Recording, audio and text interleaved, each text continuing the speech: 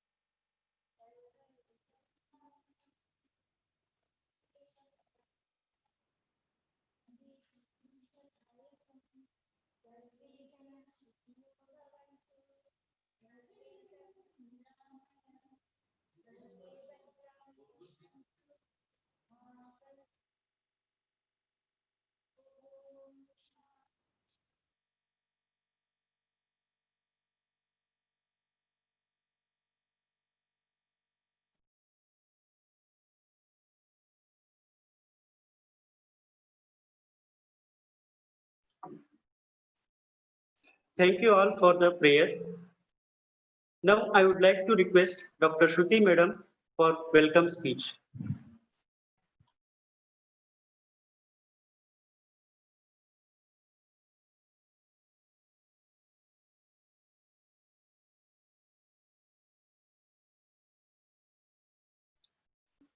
Good morning. Myself, Dr. Shruti Givari, Assistant Professor, Department of Shalakya-Tantra, Gramin Ayurvedic Medical College, Teta. It's my immense pleasure to welcome you all for the inauguration function of 5th National Webinar on Visha Chikitsa Parva 2020 on behalf of management, principal sir, teaching staff, non-teaching staff, hospital staff, and students of Gramin Ayurvedic Medical College, Teta. It's my honor to welcome our today's chief guest, Dr. Srimati Meenakshi Negi Madam, IFS Commissioner, Directorate of Ayush, Bangalore. Welcome you, Madam. I would like to welcome our patrons of this seminar and management team, backbone and strength of our college, Shri DC Patil Sir, Chairman, Gramin Ayurvedic Medical College, Tirla. Dr. JB Algur Sir, Secretary, Gramin Ayurvedic Medical College, Tirla. And Shri Nilesh J. Desai Sir, Treasurer, Gramin Ayurvedic Medical College, Tirla. Next, I would like to welcome our beloved principal, Gramin Ayurvedic Medical College, Tirla, and president of this webinar, Dr. L.M. Biradar Sir. Welcome you, sir. I would like to welcome the organizing secretary of this webinar, Dr. Shivlila Raju Madam, Associate Professor, HOD and Department of Agada Tantra, Gramin Ayurvedic Medical College, Terba. I would like to welcome our guest speakers of this webinar, Dr. Santosh F. Patil Sir, Assistant Professor, Department of Agada Tantra, KLE Academy of Higher Education, Researchers, Shri B.M. Kankanwadi, Ayurved Mahavidyalay, Belgavi, Karnataka. Dr. Neeraj Mehta Sir, Principal, Professor and HOD, Department of Agada Tantra, Muralidhar Ayurved College, Rajkot, Gujarat. Dr. Gopi Krishna S. Sir, Assistant Professor, BPSV, Ayurved College, Kottakkal, Kerala. Dr. Mahesh Savargimat Sir, Associate Professor, Department of Agada Tantra, KLE Academy of Higher Education, Researchers, Shri B.M. Kankanwadi, Ayurved Mahavidyalay, Belgavi, Karnataka. Dr. Nitin B. Patil Sir, Associate Professor, Department of Agada Tantra, Mai Bago, Ayurvedic Medical College, Muktasagar, Punjab. Dr. Shivanand Karsannavar Sir, Assistant Professor, Department of Agada Tantra, Government Ayurved Medical College, Mysore, Karnataka.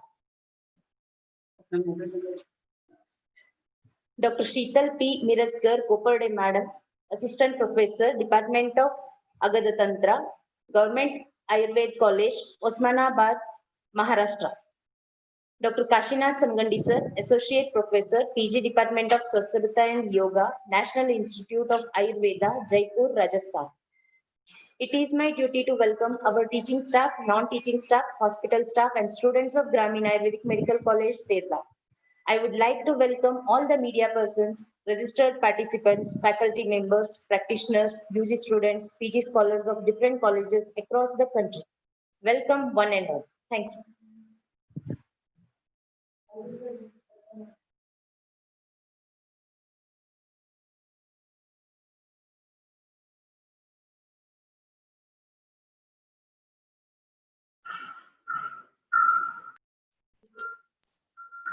Thank you, madam. It's my pleasure to introduce our honorable chief guest, Srimati Meenakshi Negi madam, before the inauguration function.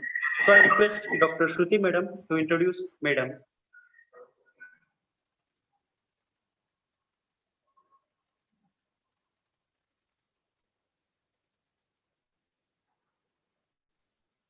Thank you, sir. It's my pleasure to introduce Srimati Meenakshi Negi Madam. Srimati Meenakshi Negi Madam is servicing in Indian Forest Service, Karnataka. Madam has completed her BSc from New Delhi University, MSc Forestry from IGNFA, Dehradun, MPhil in Public Policy from Punjab University. From July 2017 till date, she is currently posted as Commissioner, Department of Ayush, Government of Karnataka. The job entails regulation of Ayush education, provision of Ayush services, and regulation of drugs. Madam is also in charge of the office as Chief Executive Officer, Karnataka Medicinal Plants Authority. Prior to this, Madam worked in Ministry of Ayush, Government of India for more than 8 years. She handled coordination, IEC and IC sections and was responsible for dissemination of information and awareness creation about the Ayush systems. Madam is organizing Arogya Fair across the country. From Jan 1993 to April 2007, served as an officer of the Indian Forest Service and have handled different assignments like forest and wildlife protection, rising plantation of forestry species in the state of Karnataka. We are very happy to have you as a chief guest for this function. Thank you, Madam. Thank you. Am I audible to everybody? I think the host has to unmute.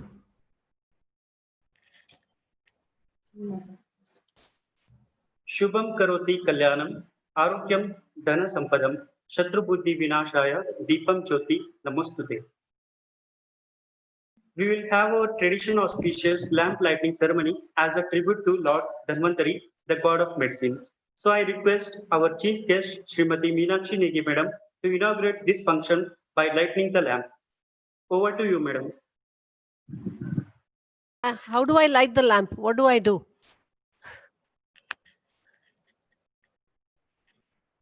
Hello? Hello? Yes, ma'am. Audible, ma'am. Okay, okay. So what do I have to do to light the lamp? Yes, ma'am.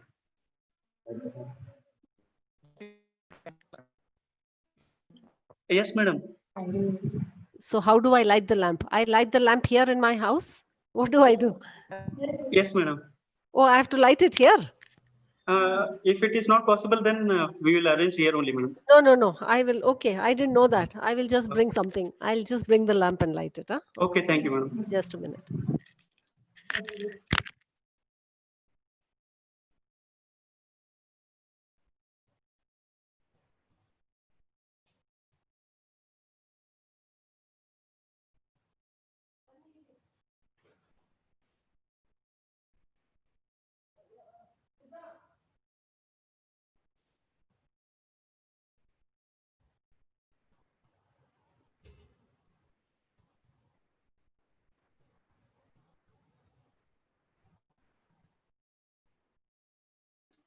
Madam, correct 3 with the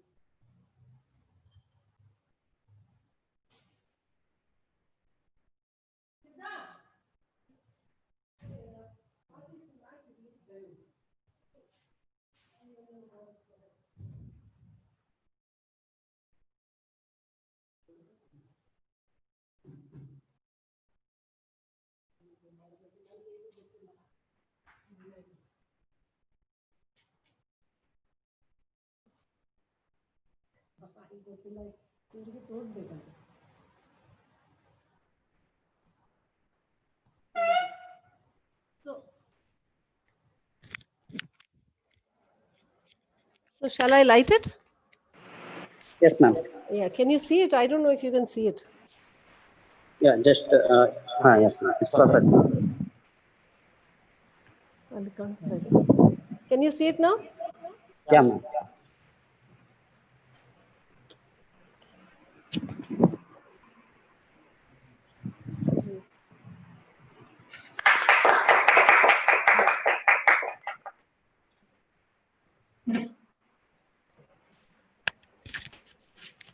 So that should be okay now.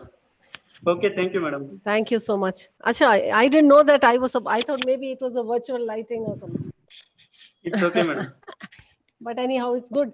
I lit a lamp in my house in the morning. That's a good thing. Okay. Thank you very much for giving me this opportunity.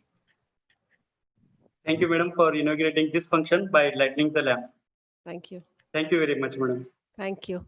So can I leave? I have a meeting right now at 11 o'clock.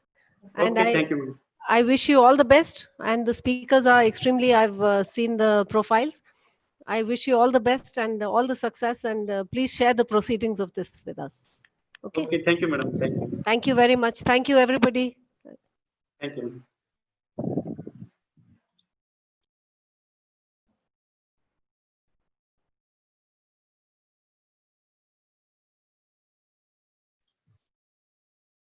Now I request Dr. Shruti madam to introduce our patrons, Shri Nilesh Desai sir and JB Algur sir of this webinar with their brief introduction.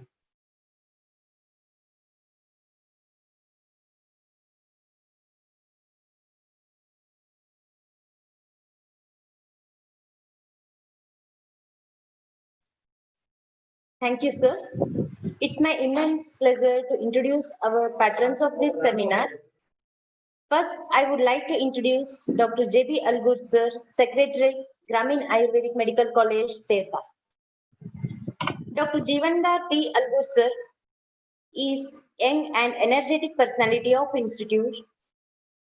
Being a BMS graduate from Karnataka University, Dharwad. Sir is serving as a secretary in Gramin Ayurvedic Medical College, Tirtha, since from 2012. Sir is a good administrator. Under his leadership, our college is rapidly developing and recognized as one of the best Ayurvedic medical college in the country. Sir is also an active member of the Doctors Association of Jamkhandi Taluk, and well known for his social service for the poor and needy people. I request Principal Sir and President of this webinar, Dr. L.M. Biradar Sir, to welcome Sir by offering a bouquet.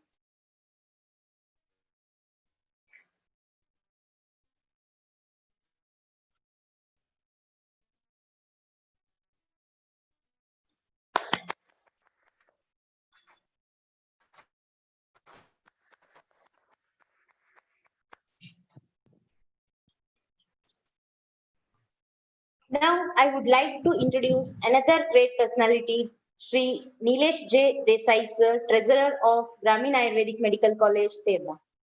Sri Nilesh J. Desai Sir belongs to farmer family of a small village, Hangandi of Bagalkot district.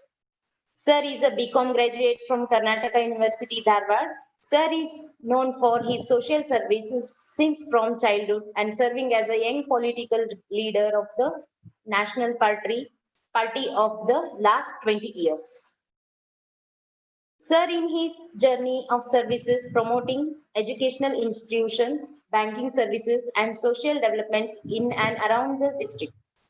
Currently, Sir is working as Treasurer, Gramin Ayurvedic Medical College, Tirtha, since from 2012.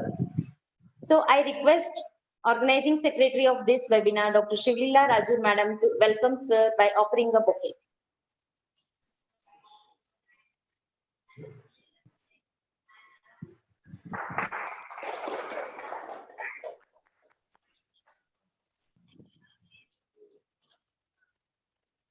Thank you, ma'am and sir.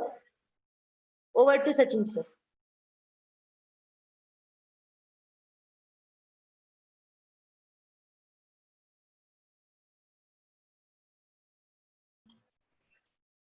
Thank you, madam. Plant a seed of positive thinking in your brain, nourish it with a continuous efforts, then only we get a plant of success. So I like to request our patrons, president and organizing secretary of this webinar to inaugurate this function by watering the plant.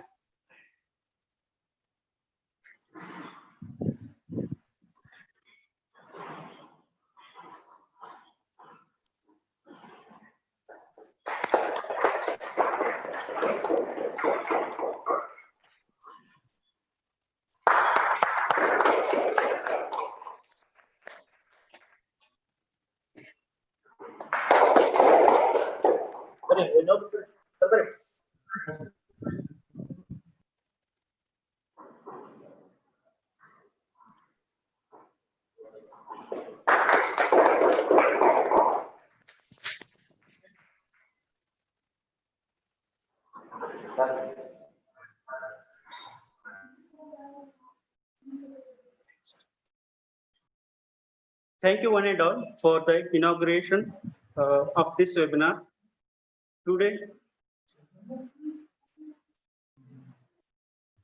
Thank you one and all for inaugurate today's webinar by watering the plant.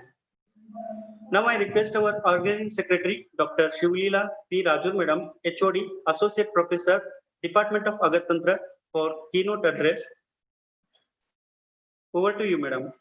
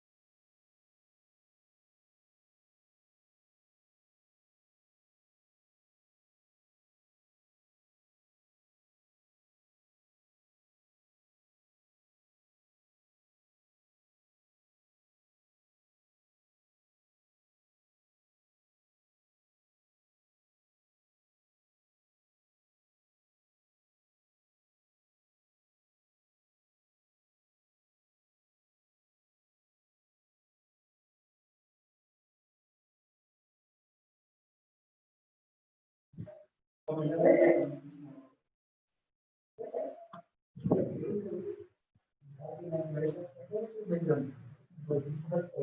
morning to all.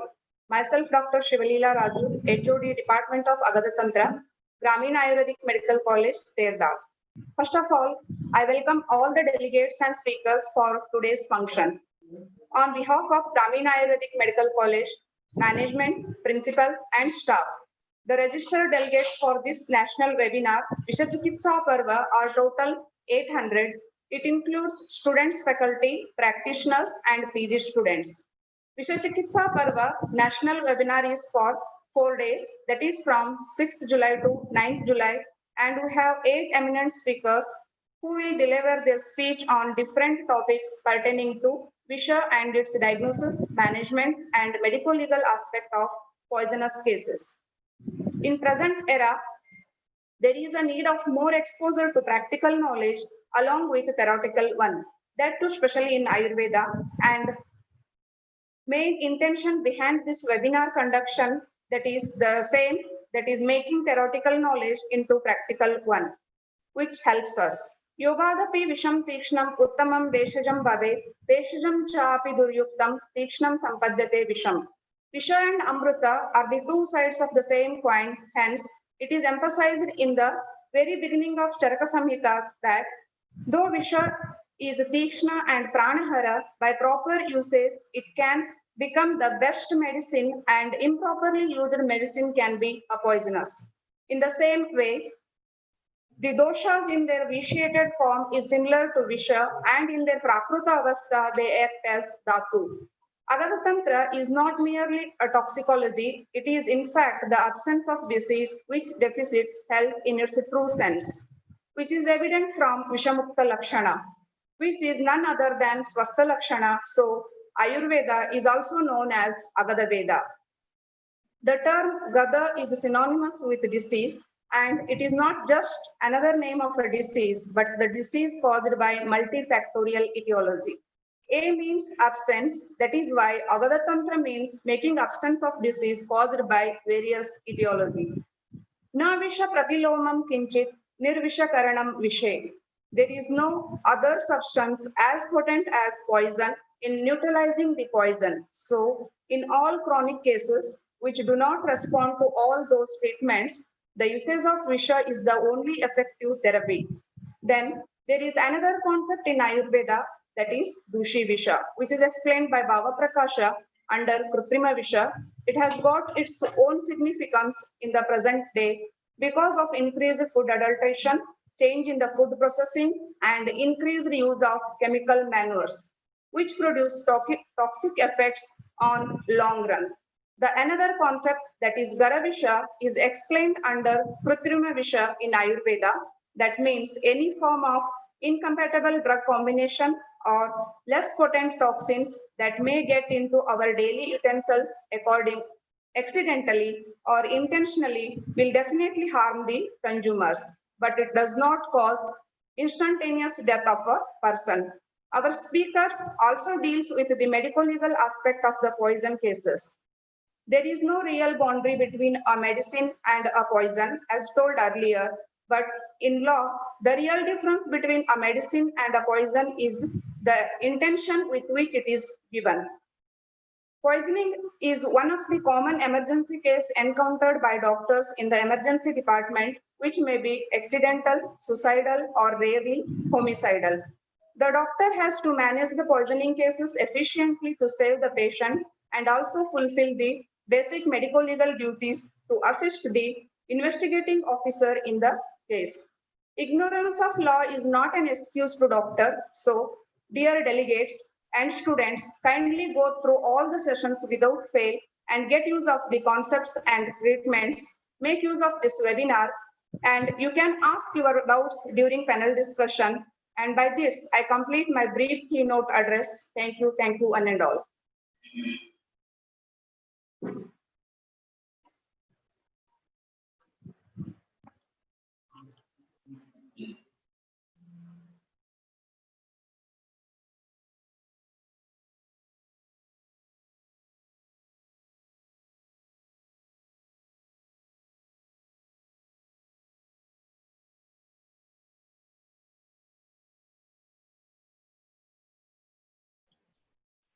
Thank you, madam, for the keynote address. Now I request our principal, sir, Dr. L. M. Biradar, sir, to speak, uh, to say some words about the inauguration function. Over to you, sir.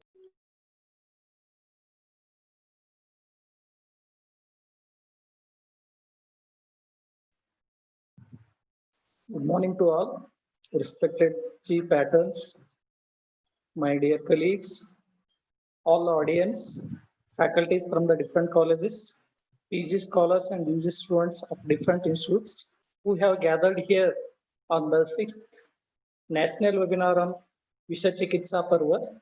So in present life, day to day, we are exposed to so much of the toxicity in our body because of the lifestyle changes, food habits.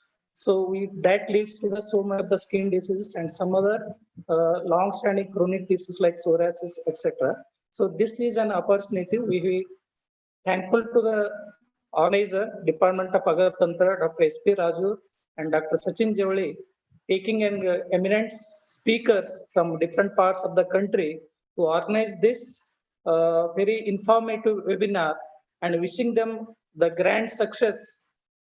And I also request all the audience to utilize this webinar to take the part of your personal life as well as the health of the society can be managed in a better manner by in this pandemic situation. So wishing the grand success for all. And once again, special thankful to our management for the giving an support for organizing such a wonderful webinar on Visha Chikitsa. So with this, I conclude my few words. Thank you one and all.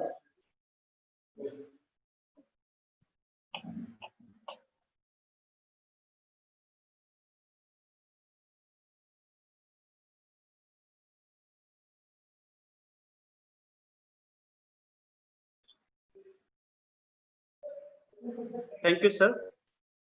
Thank you very much for your wishes. Thank you, one and all, for attending this inauguration function of 5th National Webinar on Visha Chikitsa 2020. With this, let us start the today's sessions. The first session is by Dr. Santosh F. Patil, sir, on the topic Physiopathology of Visha. To introduce our first speaker, Dr. Santosh F. Patil, sir, I request Dr. Shruti, madam, to introduce sir to one and all.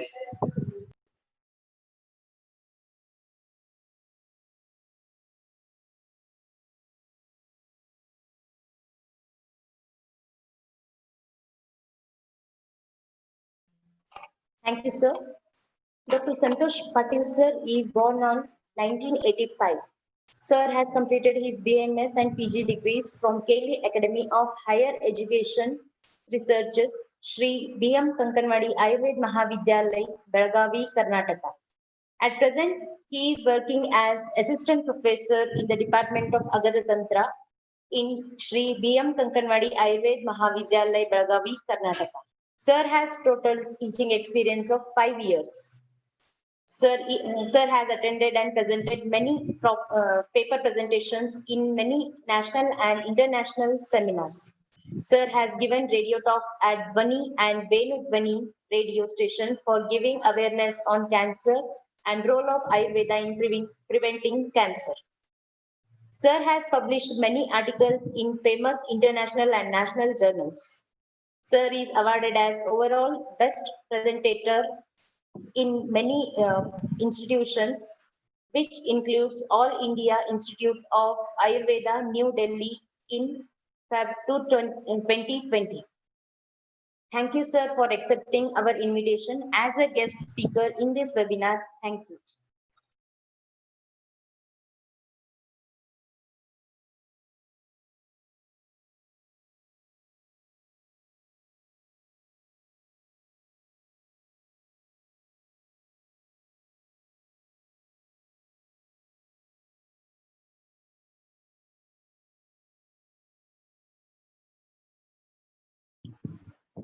Thank you, madam. With this, we will start the first session by Dr. Santosh Patil, sir. Over to you, sir, from our JMC studio.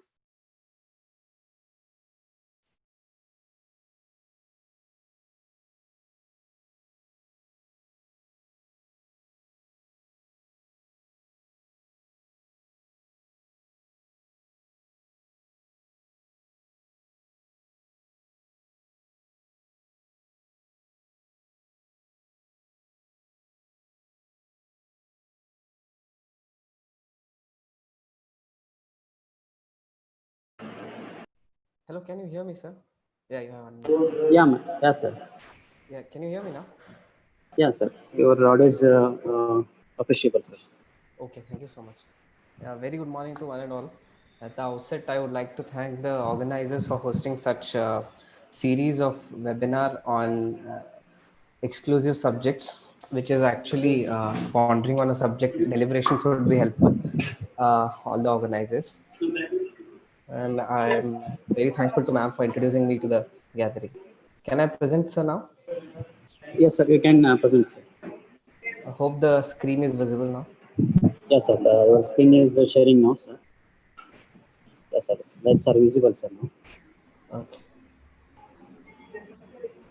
Yeah, now it's visible, right? Yes, sir. Right, sir. Okay, okay, let's start. So, good morning to one and all again. Today, I'll be just taking you all across for the initiation of this webinar at the pathophysiology of Visha. Uh, at the outset, you can see that in the present situation also, what definition has been given by Acharya holds true to this day also. Uh, for Visha, during the Samudra Mantana, they have told that because of its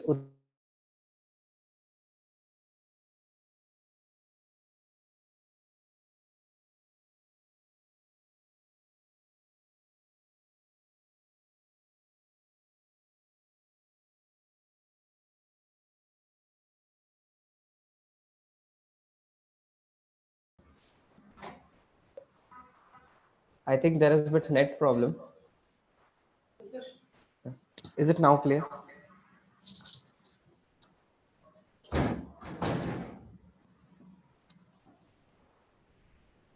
Jody sir, I hope the screen is visible right now. Because of Yes, sir. The net, screen there's is some issue. visible, sir. It's visible, no? Yes, sir. Yes. Okay, fine. Yeah, I was just about to start about how the Visha Utpatti and the Visha, how it is defined.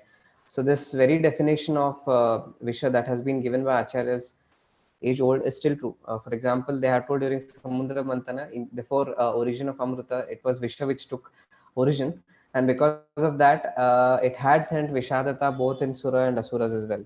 So what does the definition say is that Vishada Jananatvat cha Visham Ityabhidiyate. So the Tika in the Tika, the Rallana says that Vishadata is nothing but Vaka Kaya Chit Avasado Vishadaha.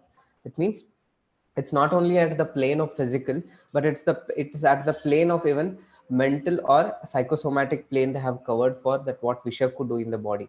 So even in the present day also you can see that because under this pandemic you can see that many people are under fear. So even that kaya vaka chit avasado, so that vishadata which is coming in people because of the fear which is there, so that itself is also considered as visha in our ancient classics.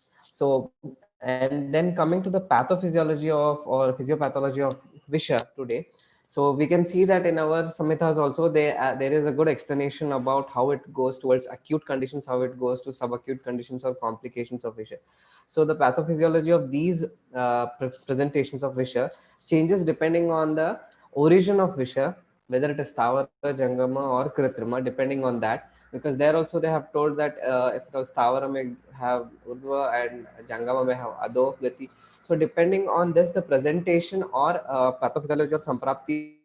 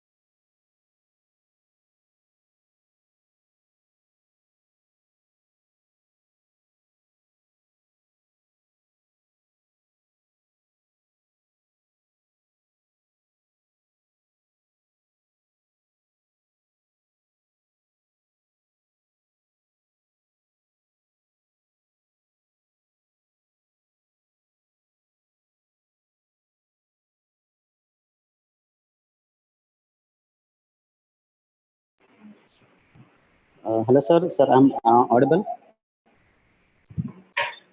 Santosh, sir.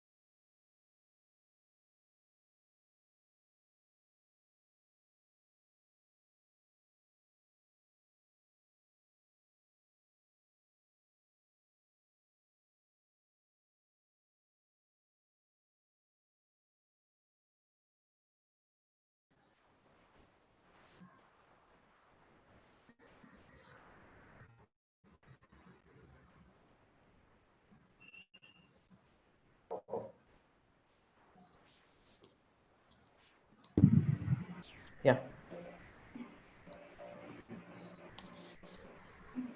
I hope that now it is being shared, right, Dr. Yeah, Visha? sir. Your screen is Yeah. visible, sir. Yeah. Yeah. And yeah, inconvenience regretted because of the network issue. Yeah, we were there at Visha. So during Utpatti, they had told that there are Stavara, Jangama, Kritrima and all, but in spite of that, they have given a Visha in the form of Guna itself to us. They've never defined that Stavara may present this way, or they have given us an what you call a torch which can hold and move ahead in the form of Vishaguna.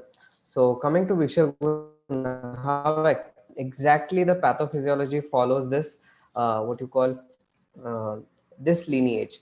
So coming to Vishaguna and all, where actually the pathophysiology you can understand of Visha very nicely, and it holds true to even this day, that even if you don't know any of the source of Visha, but you can make it out that whether it is Visha or even if it is Visha, then how intense it can be based on these gunas.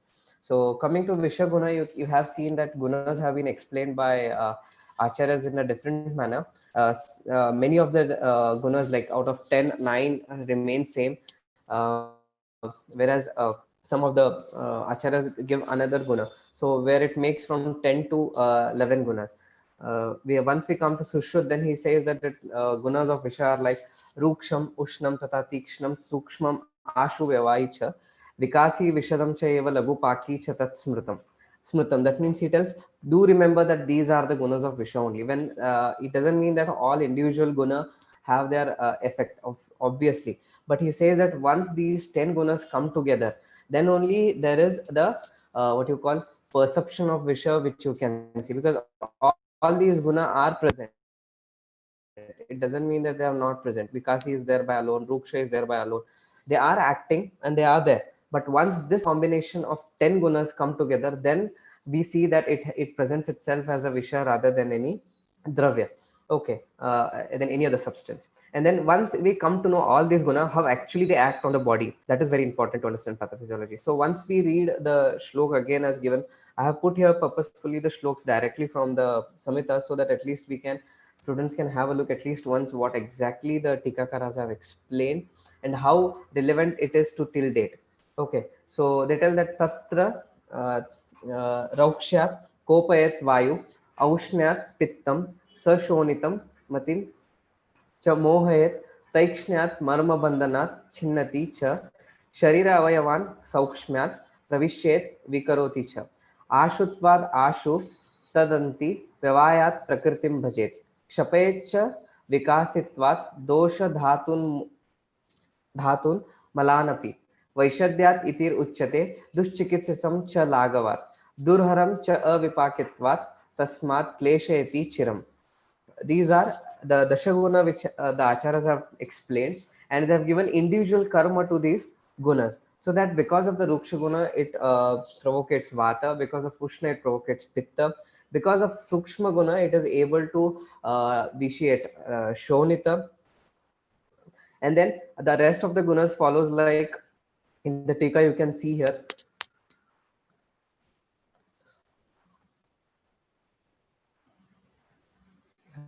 You can see here like tikshna. So for individual guna now we can understand ruksha guna, ushna guna very nicely, but the other gunas, how they act on the body is very important. So they have explained how exactly to understand these gunas. Like they tell tikshnam, rajika marichadivat. So whenever we take maricha kind of a drug, so immediately we have that burning sensation in us, then secretion starts in the body. That means because of that ushna guna or because of that tikshna guna, it slowly does chedana of that kapha and then start secretions through the nose. So these are similarly the tikshna guna acts on different parts of the body and then start making dhatu bandha shaitilyakara, which is there in the successive tika. Then he tells ashuguna. Ashuguna means shigram prahananakari. That means hanana means to kill. The literary meaning of shigra prahananakari. Hananakari itself is to kill, and that shigra ashu. So give it in Taratama Bhava, they tell that it immediately it has a property to kill. So in the modern context, if you see there are certain drugs, immediately when acid may come in contact or any of the toxins or alkaloids, so whenever they come in contact with the tissues or cells, they immediately kill that cell. So hanana here doesn't imply that suddenly the person loses his life, but that shigra guna prahanana karma can be given to those alkaloids which can get into body and then make cell lysis. It can kill RBC, it can kill any of the cell by inhibiting its function through enzymes. Then Vyavai Sakalam Deham Vyapyam Pakakari. That means Vyavai means Sakala Deham Vyapyam Pakakari. He tells that Vyavai Guna is nothing but it can spread into the body first. It's given here also. That means Vyavayat Prakritim Bhajet iti Vyavayat Akila Deham Vyapti Lakshanam Prakritim Swabhavam Akila Deham Vyapti Rupam Bhajet. That means it has ability to spread into the entire body at a time. At a given time, it can spread immediately. So according to modern science, if you see that the poisons have something called as molecular weights and they are affinity. So if you see that molecular weight, lower the molecular weight, it can immediately percolate into the tissues without breaking the tissue barrier or permeability. It can get it very easily. So with the help of this gunas, you can see even in case of cobra bite and in case of mandali, where the cobra venom is lower, has lower molecular weight up to 2 to 3,000 kilodalton, but whereas mandali has it about 10 to 12,000, and that is why the lakshanas of mandali come late, whereas Darvikara, that is cobra, do come early because this has higher amount of neurotoxins which are lower molecular weight. They can spread immediately into the body without breaking any tissue integrity. That depends on Vyavai. Then Vikasi Guna is told as Dhatu Bandha Shaitilyakari. That's what I was telling. So Dhatu or Bandha Shaitilyakari. That means that all the Sandhi, Bandha, Visleshana, all they are held by Kapha, Sandhi, Sansleta. So all this. So Vikasi Guna has ability to bring Shitilata in the Dhatus. So once the Shitilata in the Dhatu comes, then individual karma of Dhatus, for example, Rasa Prinana, Rakta Jivana, Mamsa Lepana, Meda. So these gunas are totally become Shitila. So Rasa is Prinana. Immediately because of this, if Prinana Guna is not there to the Mana, because of its Tikshnata, Mana gets into Avasadata. That is how you have to understand. Then Vishadam, Apichilam. The one important guna of the Visha, again, which makes it very typical, is Lagu Guna. Lagu Gunam Yuktam. Okay, here you can see the Lagu Guna, which is defined very nicely. Dushchikitsitam cha lagutvad iti idam lagutvat upaplityam manodhavati astiram cha bhavati. That means because of its lagu guna, it can enter into manovasrotas and cause asthirata in mana. That means suddenly the patient starts getting anxiety, taking a thought process alters, whether I'll remain, will someone take me.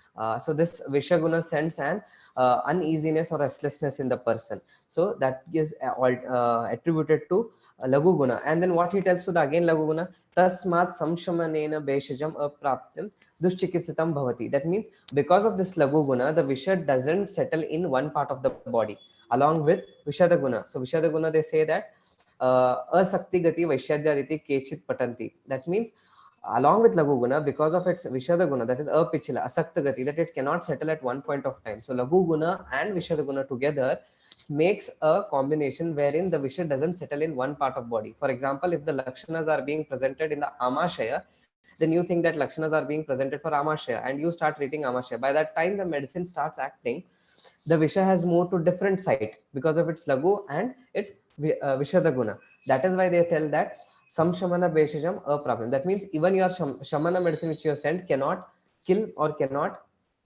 hold the visha and then remove it from the body. Similarly, shodhana also is not possible. Durharam. That means because you want to give amashaya lakshanas are present, you want to give chardi, what they have told. By the time you prepare your medicines and then go for chardi, it might have gone into next dhatu, like veganusara lakshana. We have seen vegantara from one dhatu to other.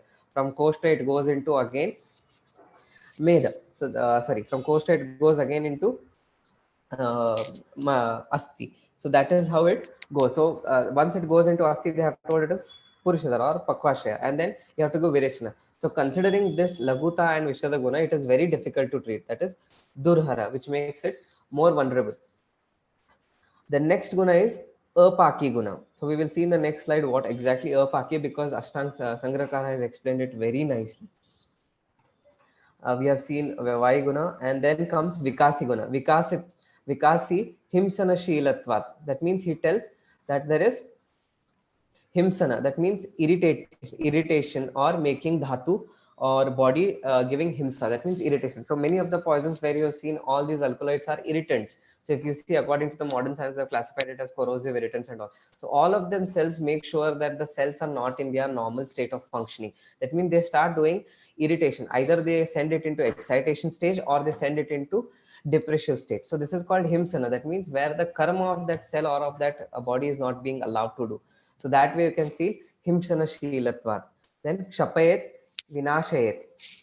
That means it does vinasha of a karma and all. So that is what we have to understand.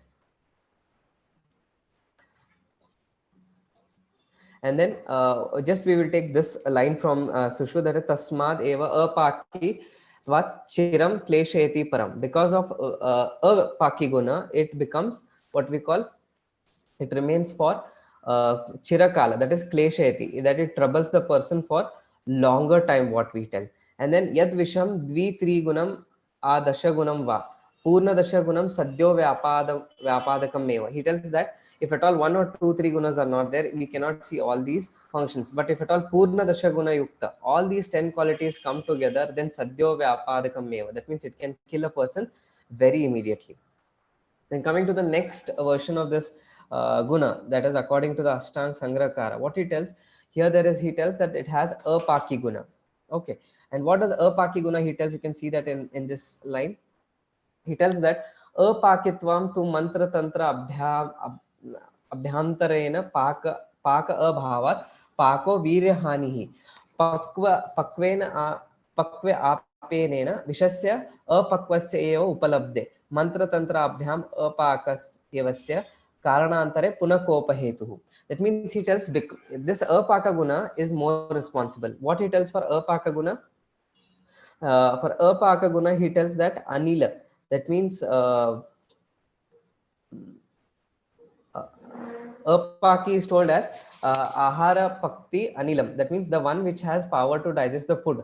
That shakti of pitta, apaki. So that guna is lost there. And mantra, tantra and all which are there, which are told pakam abhavata. That means even these mantras will not help a lot. That because even if they mantra tantra they work, even that kupita visha which is there may again become kopa. That means again that means the visha which has gone into dormancy may sometimes, because of again mantra tantra, may become again provocated until it is neutralized. So that is called apaki guna. That means it cannot be digested. So that is very much important, because if visha gets digested, then it is broken down and it can be thrown out of the body, but it is not being paka guna. That means it cannot be made digested, or it cannot be broken down. And this is the guna which actually makes it klesha chiram. That means it will make the person to suffer for a longer duration. So this is the version of Ashtang Sangrakara. Then coming to Charaka, even he has given same gunas like Lagu, Ruksham, Ashu, Vishadam, Vyavai, Tikshnam, Vikasi, Sukshmam, Ushnam, Anirdishya Rasam, Dashaguna Uktam, Visham, Tadnayam. So now he tells this Charaka has given another guna that is called Anirdishya Rasam.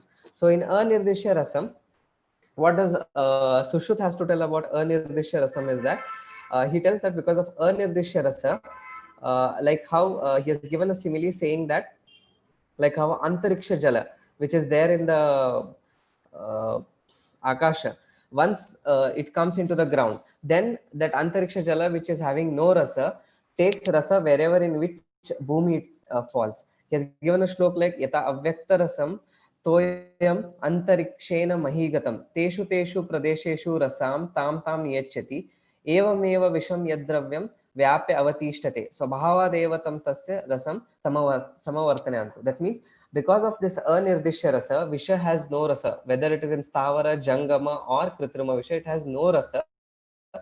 But once it comes in contact with the body, then he tells as when it comes into the contact into the body, there once it mixes with body's rasa dhatu or kapha dosha, then it takes ashraya of that and then it belongs to that and then starts vitiating the body. Anuvartate.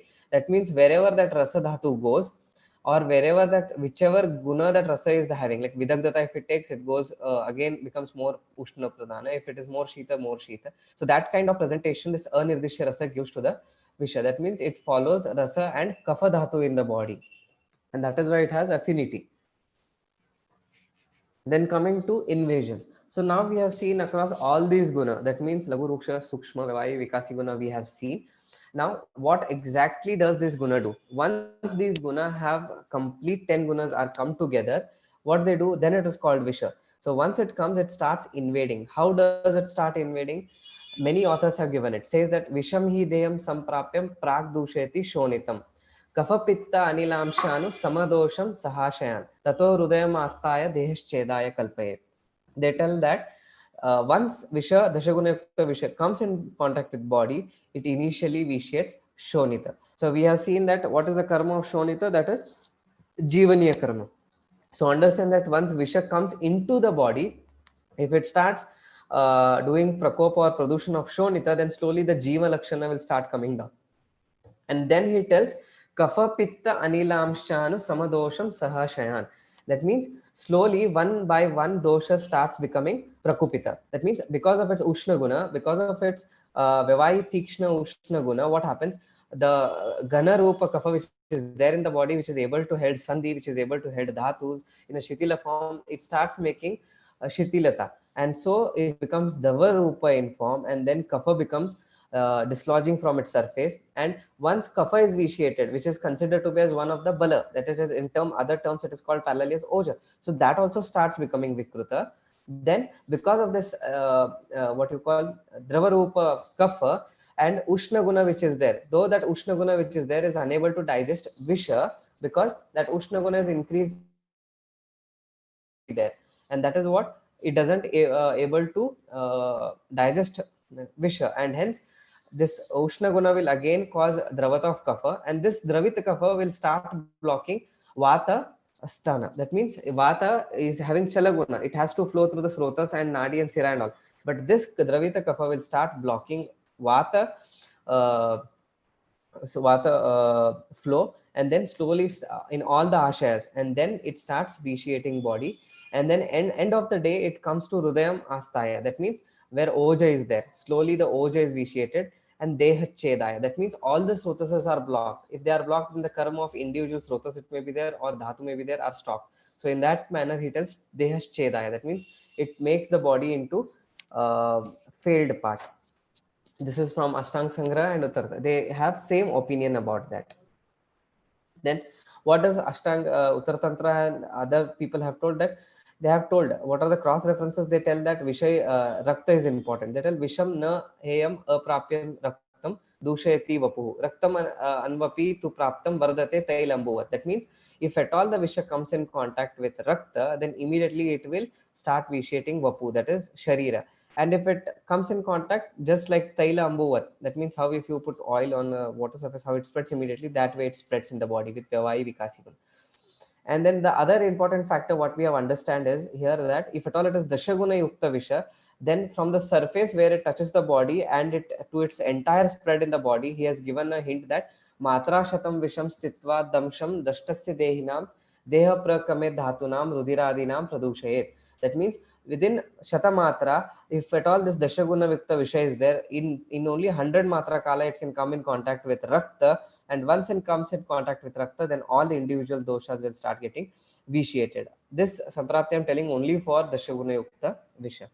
Then even the same has been explained by Sushruta and Charaka. They tell that Rakte nirhyamane tu krutsannam nirharet visham. That means they tell Tasmad visravayet raktam saya param kriya. That means if you remove Rakta from the body, once you see after Lakshanas are there in Rakta, then immediately you can make the person survive. Similarly here also, in Charak, Rakte Visha Pradushtam Dushayate Prakritastu Tastejet Prana. That means slowly the prana will be made teja. That means jivana, that is rakta dhatu karma, that will slowly be initiated. Now this was about invasion. It starts invading the rakta, and from rakta what it does, vyap eva sakalam deham uparudyam cha vahini visham eva kshipram pranasya nirasyati. That means sakala deham uparudyam cha vahini, all the vahana, that means all the srotas which are there in the body, once it has come in rakta, it slowly start disturbing the srotas and makes the blocking of srotas. So you know that once the srotas are ruddha and functioning of those srotas becomes stopped. Whether if it is pranama srotas, if at all there is secretions of kapha, then it may cause avrodha to there. And then because of ruksha guna, it may cause avrodha to that is pranavayu or udana, which is having urdhva gati. Because of ruksha guna, it may not have prakrit urdhva gati, and then shwasa kind of symptoms may come. So this is how you can understand avrodha of vahini or srotasis. Okay, then Charaka tells Ksharati Visha Tejasa Asrak Tat Khani Nirudyam Marayanti Jantum. Charaka tells Ksharati, that means kill. Visha because of its Teja Guna, Teja, all other gunas, what makes Rakta to get Ksharana, that means vitiated, or what you can call it like, hemolysis kind of a conditions. And then it can go into Khani Nirudyam. Kha means Srotas, Nirudya. That means it will block the Srotas and then it may kill a person, he tells. So this is about how Rakta slowly starts vitiating Srotas and blocks the Srotas. Then next one is Uttara Tantra. What he tells from Uttara Tantra, even from cross reference we get from Charak Madatya, which will be seen later. So Ojaso Vipritam Tat Tekshnader Anvitam Gunehi Vata Pittottaram Runam Sadyo Harati Jivita. That means Visha, because of its exactly opposite guna to Oja, starts what you call depleting Oja from the body, and then slowly Vata Pitta doshas, and then starts killing the person. So this is how the Samprapti flows. From Rakta, it starts blocking Srotas. Because why Rakta? Because of the Sukshma Guna. In the Sukshma Guna, he tells like Roma Kupa. Till once it can reach till Roma Kupa, that means Sukshma Srotas in the body will be attacked, and that is the Sukshma Guna, and where Rakta can go up till that Sukshma Srotas, what he has told. So Rakta will start vitiating Srotas. And then how it shows its prabhava. If this karma happens, then how it will starts producing lakshanas. So it starts producing prabhava like again Visha, depending on its pradhanata. Like they have told Mandali Sarpa, Darvikara Sarpa, because it is having, they tell it is dosha pradhana because of its guna. Okay, now they tell dosha sthana prakriti prapya anyatamam udiryate sthanat vatikasya vatasthane kapapittalingam ishu tat trunmoha arati murcha galagraha chardi fenadibihi. That means he tells, for example, if at all that Visha is having what you call vata pradhana, it can cause vata pradhana lakshana. Then sthana, like in pakvashaya and all, it can go to move up to pakvashaya, prakriti vata pradhana person, then it can cause udirana, that is, it can cause vata pradhana lakshana, but it has also along with that very minor symptoms of kapha and pitta, like trin moha arati murcha galagraha chardi fenadivi. That means because apana vayu or koshta is made avrodha, and you know that because apana vayu, if it becomes viruddha gati, then all the other vata becomes avrodha. That means it's they are anuloma. That means urdhva gati of prana udana becomes hampered. Because of that, if prana udana become hampered, then you can see there is trishna, moha, murcha, galagraha, chardi, fenadivi. Though we tell it is in Pakvasha, because apana vayu gets vitiated, prana and udana gets vitiated because of apana, and the lakshanas like these are seen, not apana lakshana. Similarly, pittashaya sthitam paitikasya kapha pittayor visham tadvat. Trit kasash jwara vamatu klama daha mo daha tama atisaradivi. That means because of pitta, the alpa lakshana, that is the all ushna pradana lakshana you can see. Trit kasa, because again kasa shvasa pitta sthanodbhava you can see. So similarly these lakshanas will be following based on dosha pradhanata and sthana pradhanata. The lakshanas of visha will be presented. I mean towards that the pathology follows. And what does Sushruta? Sushruta had made this shlok again bit clear. What he tells, Vishay yasmad gunaha sarve tikshnaha prayena santihi. He tells that Vishay is having all the tikshna gunas. That means tikshna ushna vyavaya vikasi. Tehi visham sarva matogneyam sarva dosha prakopanam. Because of all these 10 gunas, sarva dosha prakopanam. At a time it can do prakopa of all the doshas, need not be one by one. And he tells tetu vruttim prakupita jahati swam visha arditaha. Na upayanti visham pakam matah pranan rundati. That means tetu vruttim. Tetu vruttim in the tika you can see where I have given in the box. Te prakupita vatadayo visha arditah visha piditah santah swavrittim. Swavritti means individual karma of vata. What is vata karma? Normal vata karma is praspandana, tantra dhara, all that karma which is told by vata. Those karma will be stopped. Raga paktyadikam pittam, all raga pakti netra darshana, whatever pitta prakrit pitta karma are told, all those karma are slowed down. Sandhi sansledadikam kafam, all the karma of kafa, sandhi sansleshat bala, all these karma will be tejanti. That means all the vata karma, pitta karma and kapha karma which are doing prakrita will be tejanti. They stop doing their functions. Then te pittasya pakti bhavad visham pakam nayati. That means because of apaka guna, pitta is unable. When you have vitiated pitta, you cannot again make paka of visha. Tato apakvam visham pranan rundati. Because it is not being able to digest pitta, and because of lagu guna it can move around in the body very easily, it does pranan rundati. It kills the person. Then visha vilinena sleshmanam. See, he tells visha vilinena, because of its guna like ushna guna and tikshna guna, it does sandhi sanslesha. That means vilinena sleshma, which I was explaining earlier. That is, this sleshma becomes vilina and starts blocking the srotas. So has given here example of urdhva, that is prana. Niruddha uchvasatvat jive api prane api sati visaudhya. That means saudhya also become vitiated. That means vigata samyak jnana. Saudhya means samyak jnana. Vigata samyak jnana means even at the level of mental plane, what we was telling. Why? That explanation is given nicely by if you use Tantra Yukti, then it comes in place of I'll come back one or two shlok ahead and let's see.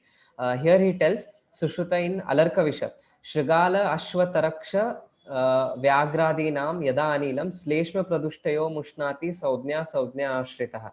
You need not explain all the karma there only. In case of Alarka Visha, he tells that because of this Vilina Sleshma, because of Vayu, Saudhnya Vaha Ashrito, Saudhnya Vaha Srotasam, Saudhnya means Samyak Jnanam, Ushnati. That means Samyak Jnana cannot be felt. That's a prabhava at mental plane. You understand? That means not only at the karma of Vata Pitta Kapha, but also the karma of Saudhnya. That means Mana karma, that is Buddhi, Indriya, Sattva. They are also being blocked because of this Vilina Kapha. Because this Kapha blocks Vata channels.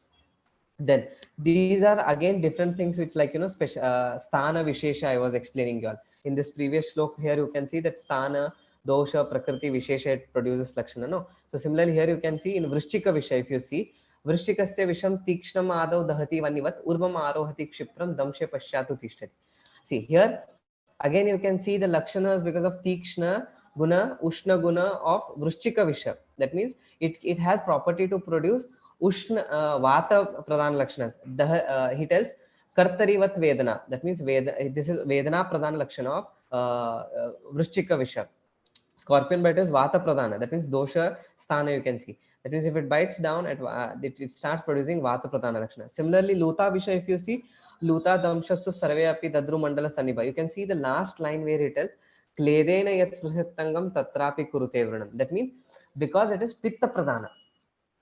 It has having pitta pradhana lakshanas, like dosha how we was telling. No? So it all produces pitta pradhana lakshanas, like dadru, mandala, sanniva, sito, asito, aruna, pita, shava, va, mrudur, unnata. That means all pitta pradhana lakshana it starts producing. And similarly, mushika visha, it is kapha pradhana lakshanas.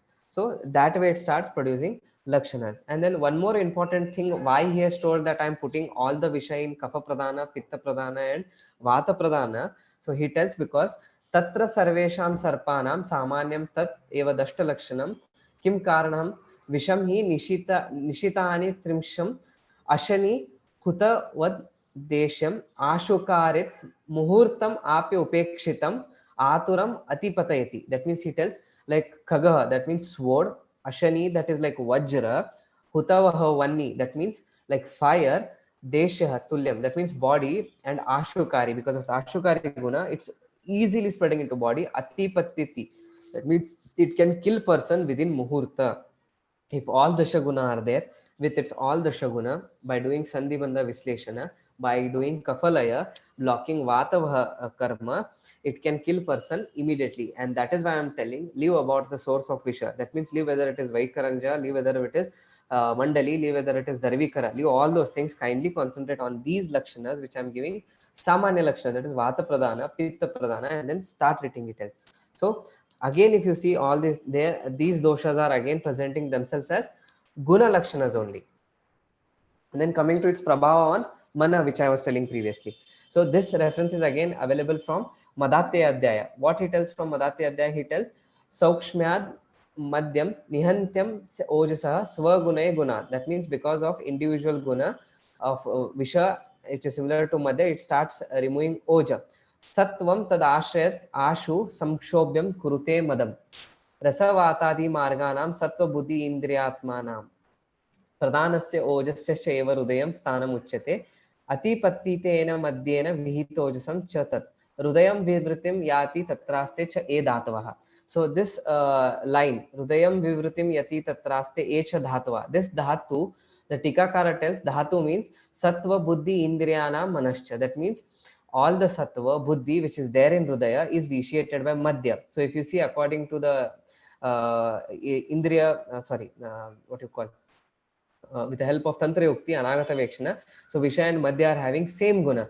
And because of that same guna, you can understand that even it is able to produce defect in sattva. Buddhi. Buddhi means which is right or wrong. So it is able to damage buddhi, cognitions, intellectual, higher intellectual. So if you see alcohol, then slowly it is stimulant, but later what happens? The person, after it blocks it removes inhibitions from the higher mental faculty. That means it from the brain where actually the cognitive behaviors, intellectual behavior which is there, it is being removed by alcohol.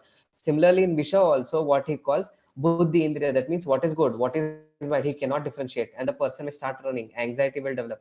So this is what on the mental plane he has explained. And he also tells rasa vatadi dhatuha. Rasa means rasa rakta mamsa, they are also getting vitiated.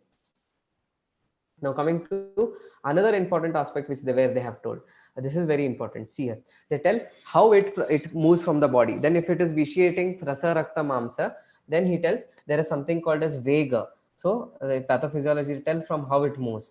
They tell धात्वान्तरेषु यः सप्तकलः सम्परिकीर्तितः तास्वा एकैकम् अतिक्रम्यं वेगं प्रकुरुते विषम्. So because of these individual gunas, they slowly start moving into one dhatu to another dhatu. Okay, from because this is explained more about what you call from the perspective of animate poisoning in the ancient times. So they tell that it comes into rasa rakta first, because visha may be entering from the periphery directly into rakta, not into orally and then coming into the rakta. Okay, that is why. So they tell from rasa to rakta, it comes rakta to mamsa, from mamsa to meda. These are all explainable because if you go to sharira sthana in the kala sharira, he tells that rasa rakta are there, and rakta dara kala is explained as mamsa abhyantar. That means it is there in mamsa only. That is why you can understand, okay, it moves from rasa to rakta, rakta to mamsa, and from meda, it is from the meda. But then comes another one question. He explains koshtam pravishyati. That means it comes into chaturte koshtam anupravishyati. Then he tells kafasthana. Then he tells kapha purusha from the 4th to 5th. He tells Kapha Purishayor Antastam Kalam Atikramyam Panchama. That means from Kafasthana, that is Koshta. In Koshta only, from Kafasthana it goes to Purishadhara. And what he tells Purishadhara Kala, you can see here from the down, E Kalaha Purishadhara Se Eva Astidhara iti Panchame Astinyanu Praveshet Itya Viruddham. That means Purishadhara Kala is again Astidhara Kala. That means from Meda it goes into Koshta, that is Kafasthana, maybe Amasha you can understand. From there he tells it goes into again Purishadhara Kala. It gets absorbed to Astidhara Kala. And from Astidhara Kala, what he tells here, from Asti, Purisham Pittayor Antastataha Kalam Atikramyam Shashtaha. Purish Pitta Shukrayor Antastha Kalam Atikramyam Saptam. That means what is Pittadhara Kala again? He tells Pittadhara Saeva Majjadhara iti Sashte Majja Anu Pravishyati Itte Viruddham. So if you see that Astidhara Kala, he tells Purishadhara Kala, that is Pakvashya. And if you see Majjadhara Kala, it is again Pittadhara or Grahani. That means from this point you can understand in the modern science there's something called like enterohepatic circulation. From the intestine it is absorbed and then again it comes back into enterohepatic circulation and thrown into intestine back again. So this kind of understanding can we take from this perspective, we need to think of. Because from Purishadhara, from Pakvasha to coming back into Pittadhara, that is Grahani, has been explained here. Then Shukradhara he tells. What is Shukradhara? Shukradhara Kala is told Sarva Sharira. So he tells again here, that is where it is, yeah, Pitta Shukrayor Antastataha Kalam Atikramyam Saptaha. That means from small intestine again the blood is taken into the body and then Vyanvayu takes into the whole body. Because of its Lagu and Vavayu Guna, Vyanvayu will take it again into Sarva Sharira, and Shukradhara Kala is Sarva Sharira, it is not in testis. So you can understand how scientifically they have told that it again enters into the whole body. That is why Shukra is told last, because Shukradhara Kala is last. And by this time, if it is entering Shukradhara Kala, it has reached Amashaya, that is Kafasthana. It has reached Pittasthana, that is Pittadhara Kala. And now it is reaching Pakvashaya, that is Vatadhara Kala, Purusha. And now it is going Shukra. That means all three, those all sthana are damaged. And that is why in Saptadhara Kala, that is in Saptavega, you can see all bad omens. Bad omens like, so you can see here now, Vega Anusara, we will see which gunas are affecting. Tatra sarveshanam sarpanam vishese saptavego bhavati dharvikaranam pratame vege visham shonitam dusheti tat pradushtam krishnam upaiti tena karshnya pipilika parisarpanameva cha ange bhavati. That means first vega, you can see because of its sukshma guna and lagu guna, it is able to get into the rakta and it can cause krishnatva and vata lakshanas and all. So that is why Sukshma, Ruksha and Lagu Guna are able to work fast in first Guna and then produce Karshna, Pipilika, Parisarpanameva, Sukshma Guna. That means again if you see Vata along with Rakta, you can see that Pipilika, these kind of presentations are whenever this Avana takes place. Then second, Dvitiya Mamsa Dushayati, Ten Atyartam Krishnam Shofo, Grantayascha Ange Bhavati. That means you can understand Vavai and Laguguna because this is presented between Granthi and all, Shofa, these are all presented between Mamsadhara and Twak, between those. So it is still there. And Twak is again Rasa Pradhan. So you can understand Vavai and Laguguna are still acting here. Then third, Tritiye Medo Dushayati Tena Damshakleda Shiro Gauravam Sweda Dashtayor Avrodas Chakshur Grahanam Cha. That means Apake and Ushna Guna you can understand because it Meda is again like Kapha where Guda it is there, you have to enter. So Ushna Guna may help it to traverse. Apake because even in Rakta and Mamsa it was not able to be in Paka by that Agni. Apake Guna is still there. Ushna Guna and Sukshma Guna because it is entering into Sweda Vasrotas in the third Vega, you can see here. That is why Sukshma Guna still it is there. Then fourth comes very important. Chaturte Koshtam Anupravishyam Kapha Pradhanan Doshan Dushayati. What I was telling, because of Anirdishya Rasa of Visha, what will happen? It will do Anuvartana of Kapha, that is in Koshta, because in Koshta Kapha Pradhana, that means it gets into Kapha, it gets into Rasa, and that Anirdishya Rasa Guna of Visha will come into this fourth, and then Vyavai Guna will take it from this to everywhere into the body now. That is fourth Vega. Then fifth, Panchame Tyanu Pravishyati Prana Agnimcha Dushayati. See, Prana Agnimcha Dushayati. Now it is getting into deeper tissues like Asti, Majja, Shukra. These are Gambhira Dhatu. So Vikasi, Ashtu and Tikshna Guna are able to get into this. Then sixth, Sashte Majjanu Praveshayati Grahanim Chatyartam Dushayati. That is Grahani. That means even if it has entered into so Gambhira Dhatu, still it is able to vitiate Majja and all. So Vishada Guna, that means it is not able to settle even in Asti Dhatu, then it is coming back into Pitta Dara. You can understand Vishada, Asakta Gati. Vishada means a pitchal or Asakta Gati. Lagu, Upaplutyam. Then seventh guna is what I was telling, Shukra Dara Kala is totally damaged. Now Saptame Shukram Anupravishyati Vyanam cha Atyartam Kopayati Kafam cha Sukshma Srotavyam Prachayati Sleshma Vartir Pradurbhava Kati Prishta Bhangaha. So you can see here Lagu Apaki Ruksha Guna. Now here are presentations of what you can tell Ruksha Guna have written. Though there are presentation of Sleshma Varti, Kati Bhanga and all, though they are Kafa, like because of Ruksha Guna, Srota Avrodha has taken place, and that is why this Kafa is coming out like a Varti in the Urdu Jatrugata Bhaga. Kati Prushta Bhanga, that means Prakrita Kafa, which is there in Sandhi and all, is again vitiated because of, and that has led to Ruksha Guna, and Vata is not able to move. That is why Kati Bhanga or Sarva Cheshta Vigata, that means all Cheshta or Vata Karma becomes vitiated. Then coming to local effects, these are all systemic effects which you saw about Dashaguna Yukta Visha. Now, though Visha may have Alpaguna, like in Gara Visha, what it is told. So local, like in Kalpasthana, first chapter of Sushruti, it tells Annapane, Dantakaste, Abhenge, then all. So there you can see, like if at all you touch Anna, which is there, Visha Yukta, Upakshiptasya Annasya Bhashpar Urdvam Prasarpet, Rutpida, Brahmanto Netratvam. So you can see Rutpida is there, Shirashula, Rutpida. These guna can be attributed to Tikshna and Vikasi guna. So like what is Tikshna guna? If you understand Bhashpa, that means that poison which is there in volatile phase is causing damage to the body. So what it will do if it is causing damage at this level? These volatile principles, if you see according to modern principle, these volatile principle, if it enters into the respiratory tract, they are absorbed so immediately and it is taken immediately into where circulation. And if you see the circulation of the lung, what happens immediately, these pulmonary veins will take it into the heart, and there it may cause some problem, and that is why they might have told us Rutpida. And immediately after getting into the heart, it is thrown out into the body. And Siro Rushula, that means this poison being volatile in nature can be thrown back into head, or its principle being more in a lipid soluble form, then it can cause blood brain barrier and then cause Shirashula. Or if it goes there, vasodilation may takes place, because if these are irritants, then body tries to remove it and permeability increases to remove them, and that is why if those vasodilation kind of things takes place, and that may lead to Shirashula if at all it has entered into the cranial compartment.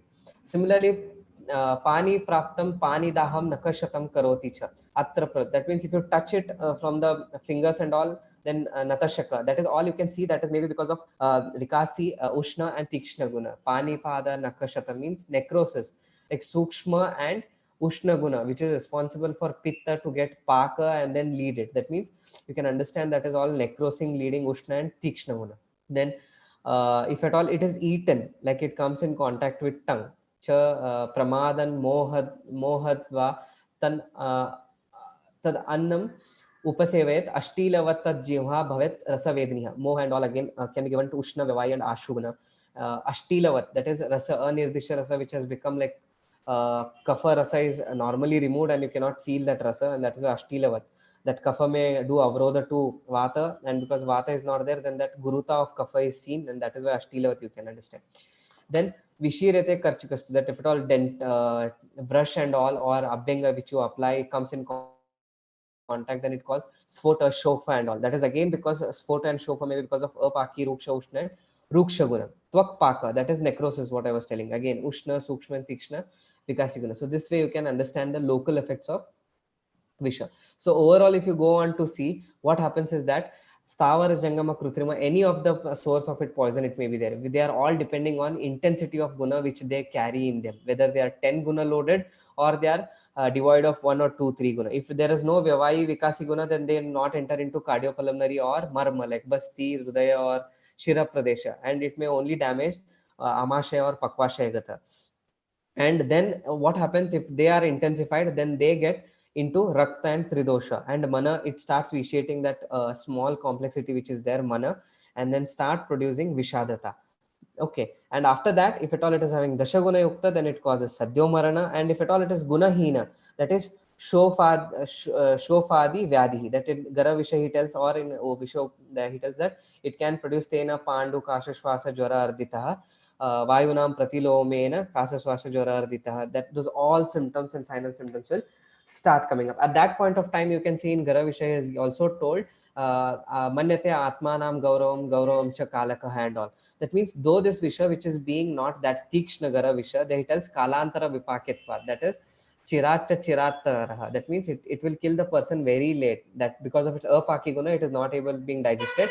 It settles in the body and starts producing lakshanas. So at that point of time, if you see, it has reached rasa, but it is not able to go into different the deeper gambhira dhatus, and that is why it still remains in amashaya or pakvashaya or rasa rakta dhatu.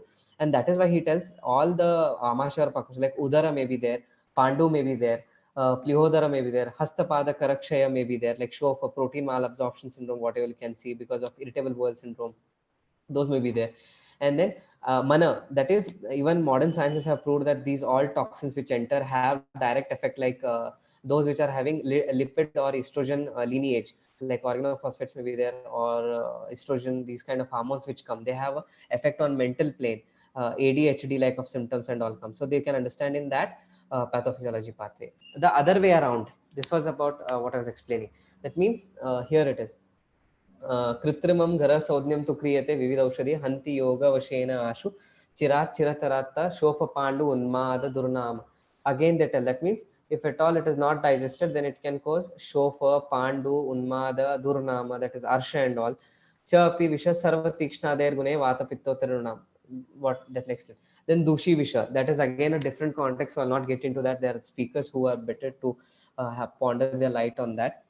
So you can see that it gets avarna, this visha which settles in the body, it gets avruta, and once it gets avruta, it remains in the body without presenting any symptoms. Okay, there's another shloka which acharyas tells that we have to understand this limitations when acharyas themselves have shown.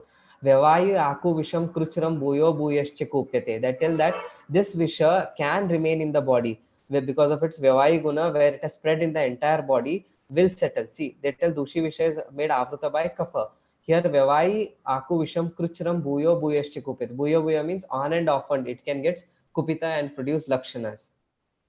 So, this is presentation of that subchronic. That means any Visha which has low potency in the body gets entry, or if at all Visha, that means like in Mushika Visha or Sarpa Visha which is there, if they are not eliminated from the body completely, that little guna, like devoid of Eka, Dvi, Tri, Guna Hinam, because of that it remains in the body and kapha gets avruta. Because what happens here, it is like relativity, what we call, understand the concept of relativity. Visha is not having intense guna, and but your kapha, that is prakrita kapha or oja, is good in the body, so it will not allow the visha to produce its lakshanas. Okay, and that is what happens, it settles in the dhatus, it will not produce its lakshanas.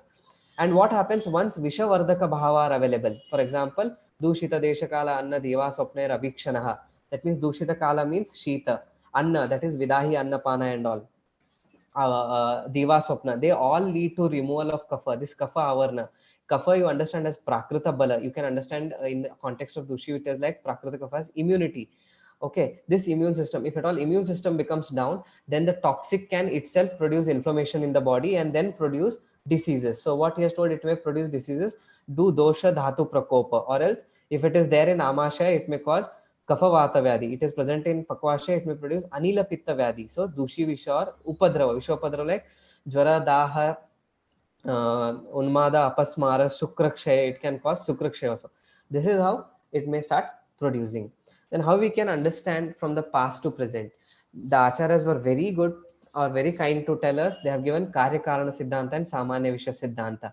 Based on this, with the help of Guna and Tridosha, we can understand even the source of Visha, it may be anything. We can understand our Lakshanas. So we will see how. So if you see organophosphate poisoning, which is one of, if you take orally, what happens?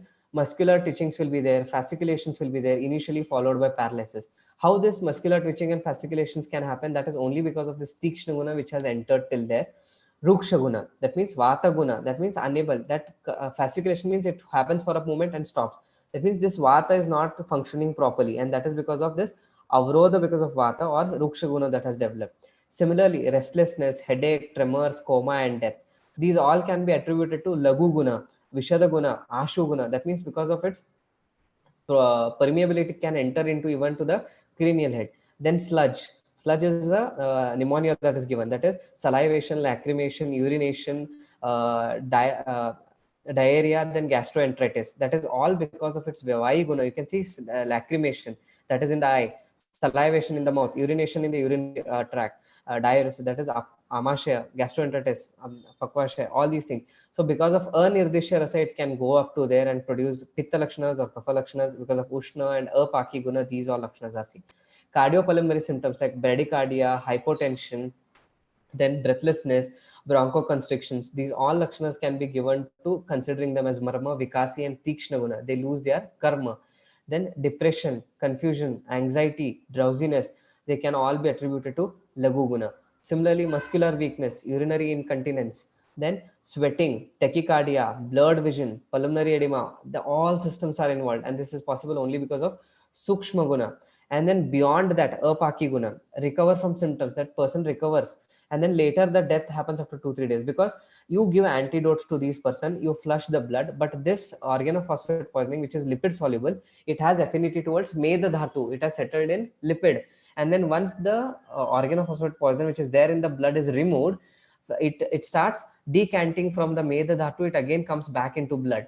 Okay, now this will start again producing symptoms. What you need to prove your apaki guna, that means it was not digested, it was settled somewhere in the body, it was avruta. Meda being kapha, ashraya bhava, it was avruta by kapha, then again it came back into rakta. Once it reaches again rakta, it again produces muscular fasciculation. See, rakta, that is what it is called. Once it causes taila ambuvat, that means if one again comes into rakta, it causes death. After 2-3 days, it causes death. And suppose if it has remained in mamsa dhatu, what happens after many days? Later, a person suffers from flaccid paralysis like Guillain-Barré syndrome, and that is again because this Visha is still there in the body, or its guna is there. That means all this organophosphorus poison have irreversibly damaged the nicotinic receptors, and because of this, the paralysis will develop. Because of this, what happens? Vata karma. Because of ruksha, you can understand this, irreversibly damaged nicotine receptors as ruksha guna, and because of that vata sanchara, that means karma of vata, that is akshepana utkshepana, muscle should be flexed and contracted, that guna goes. Okay, because of that guna goes, then muscle flaccid paralysis will happen, that is vata karma kshaya is seen because of that ruksha. This is how you have to understand. The other example you can understand is that is through oral route organophosphate what people have drunk. Now if you come to chemotherapy drugs, chemotherapy are given through injection, so even you can understand like snake, it injects into the blood and then it enters, so you can understand directly these chemotherapy drugs are given into blood. So once they are given into blood, what it produces? It produces nausea, vomiting, diarrhea, giddiness, peripheral neuropathy, that is late, hemodynamic disturbances, that means WBC count comes low, platelet goes down, sleeplessness, restlessness, anxiety, tachycardia, hepatotoxicity, nephrotoxicity, hair loss, these are all are seen. And what are the lakshanas? You can see if at all it is given through IV route, then amashaya or pakvashaya gata lakshanas like Murcha, Atopa, Admana, Indriya, Vaikrutanam, Karshya, Karshna, Pandu. These are all lakshana of Amashaya, Pakvashaya gata Visha. So all these lakshanas which are told in Pakvashaya gata Visha are seen in chemotherapy drugs. See, like nausea, vomiting, diarrhea can be attributed to Ushna, Lagu and Apaki guna. Okay, because of Ushna guna, slowly the pitta gets vitiated and that leads to this nausea, vomiting, diarrhea, giddiness and fatigue. That is because of Ruksha guna, which has caused in the body because of Kafakshaya has happened. Tikshna, peripheral neuropathy, that means Sukshma guna, it has gone into the nerve ending and it has made neuropathy means burning sensation in the hand and feet, that will be there. That is because of Ushna, Sukshma and Vyavahi guna. Hemodynamic disturbances, that is WBC platelet, that is because of Sukshma, Asho, that is Prahanana, WBC count, RBCs are killed. Then Tikshna guna, because it can reach up to liver and each and every cell, hair loss is there, that is because of Tikshna guna, it has gone till that and has killed the cell. Sleeplessness, restlessness, that is mano upaplutyam, lagu guna, vishada, that is asakta gati, that has happened. Then anxiety and tachycardia, tikshna vikasi lagu guna, that because of tikshna guna only it is doing marmagnatam, that is rudaya, it has given rudravatva, that means it has given rudra, that is why it happens. Then hepatotoxicity and nephrotoxicity, these are again you can understand at least basti, that is nephrotoxicity, marma, and it has gone tikshna because of tikshna guna. These are some of the things how you can understand our guna in the context of modern science. Okay, And then these things what we have to do, like because I do work in cancer, so I can explain this chemotherapy, like nausea, vomiting are there, lagu ushna, lagu apaki guna are there. So once we give Sutrashekara rasa or lagu Sutrashekara or Kama Duda or Madifal Rasayan, this comes down. So what you want to Vipritarthakari Chikitsa. So this lagu apaki, if you give Madifal Rasayan or Kama Duda or Sutrashekara, this nausea, vomiting, diarrhea comes down. That means that Visha which has become apaki will be made digested and thrown away. Okay. Giddiness and fatigue because of this Madifal Rasayana or Shadang Paniya, what we give, it brings in Amapachana and then does Srota Roda, it removes us, and that is when giddiness, fatigue goes away. So this is how we have understood Guna, and then starting giving Viruddha Guna treatment is seen. So we are able to interpret these Guna in the context of this. So this was my small understanding of Visha Samprapti with the help of modern science and Ayurveda aspects. And if you see, our science is much ahead than the understanding of modern people if we go through the tikas and all. So thank you very much. And again, I would like to thank the organizers for giving me a chance to put forth my ideology in the aspect of Visha and its Samprapti. Thank you.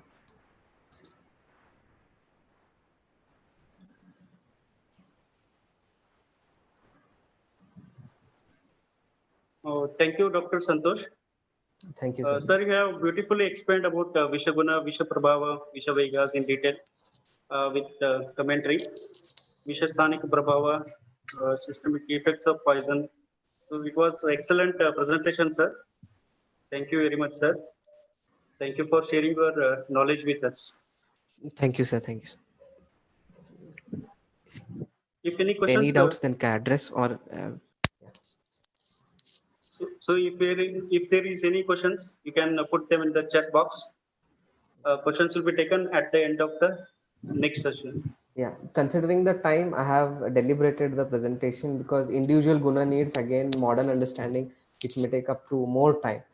Put that acute and subacute presentation in a smaller way. Any doubts, you can message me. Yeah, thank you. Okay, Sir. thank you, sir. Thank you. Now we'll go on to second session by introducing our second speaker, Dr. Neeraj Mehta, sir, on the topic clinical diagnosis of Visha. So I call Dr. Shruti Madam to introduce sir.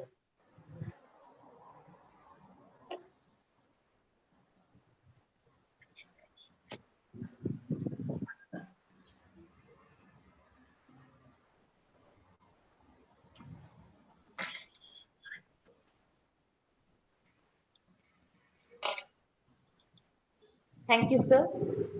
Dr. Neeraj Mehta, sir. Sir is born on 6th December 1980. Sir is enthusiastic, self-motivating, self-disciplined, seeking an opportunity to play challenging and creative role in teaching and research with the commitment and to exploit skills and knowledge in achieving organizational goal and wanted to make truthful contributions to society through Ayurveda. Sir has completed his PG degrees in June 2007 from Gujarat Ayurveda University, Jamnagar, Gujarat. At present, he is working as a principal, professor and HOD, Department of Agada Tantra, Muralidhar Ayurveda College, Rajkot, Gujarat.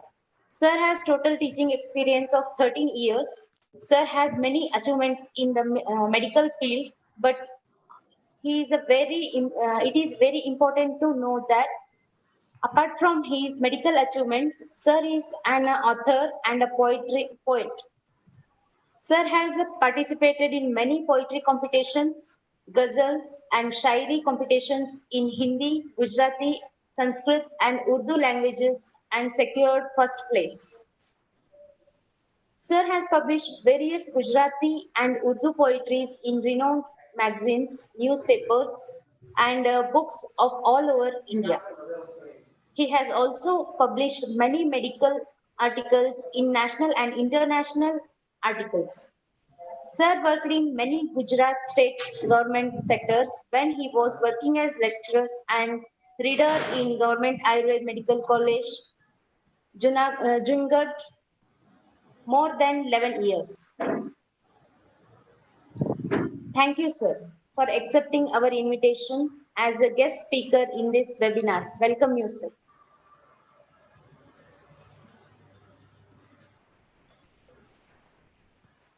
Thank you so much. Am I audible? Hi, yes, sir. Thank you, madam. With this, we will Everyone start the can second see session the screen. by Dr. Neeraj Mehta, sir. Over to you, sir, from JMC Studio. Thank you. Thank you so much. I would like to thank the whole team of Gramin Ayurvedic Medical College, Terdal, and I'm very happy that I am here today with you all guys to present my presentation on clinical diagnosis of Visha. Especially, I would like to thank Dr. Sachin Javli. Can we start, sir? Okay, sir, Dr. you can Sachin. start. Okay. Okay, we are today discussing about clinical diagnosis of Visha as per Ayurveda as well as modern. First of all, before we start the presentation, we will pray. Namami Dhanvantarimadhidevam Surasurairvanditapadapatmam Loke Jararu Bhayamrutyunasham Dhatarmisham Vividhoshadhina Chamvyoma Vanivari Vahni Pancha Prapanchatmaka Deha Bhajam Santapa Sampata Jarajvarantakam Namami Dhanvantarimadhidevam Navina Nila Mudakanti Kantam Shantam Hare Dvadashamakhya Murtim Purtim Shatanam Sumanorathanam Namami Dhanvantarimadhidevam. Om Shanti. So before we start our topic, I would like to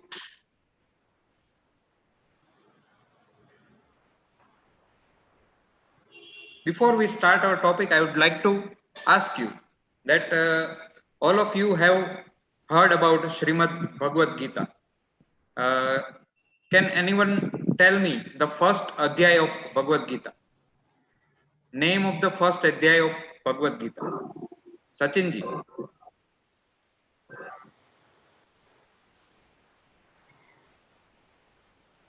As everyone other is muted, so I would like to ask Sachin ji. Yes, sir. Do you know the name of first adhyay of Bhagavad Gita? Sorry, sir. Okay. So why I am remembering Gita today? Because the first adhyay, in the first adhyay, we all know that Arjun, by seeing his dear ones in the field where he want to, they all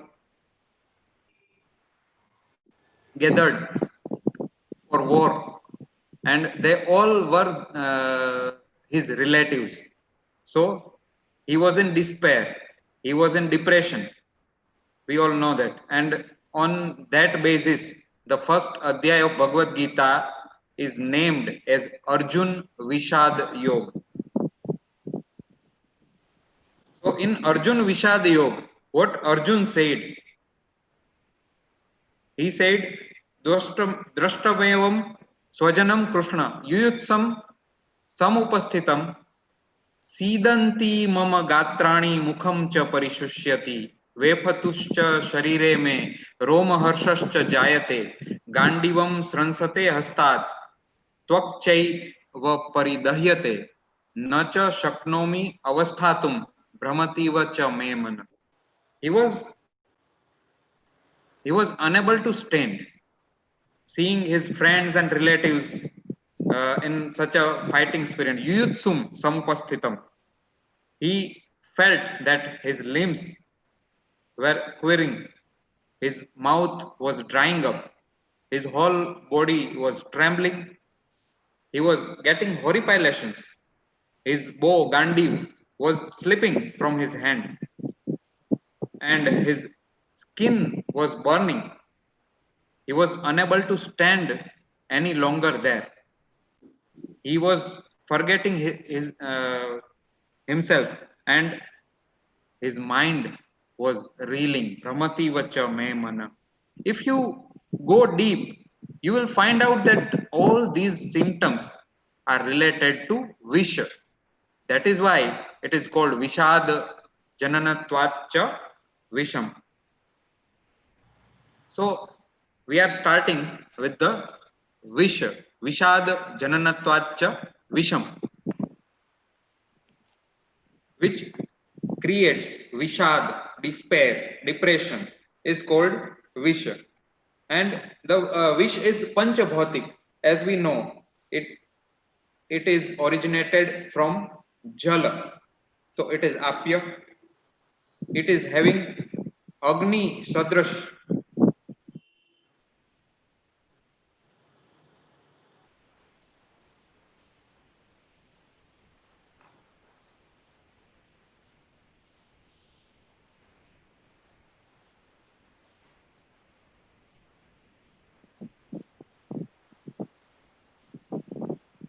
Hello, am I audible? Yes, sir. Okay.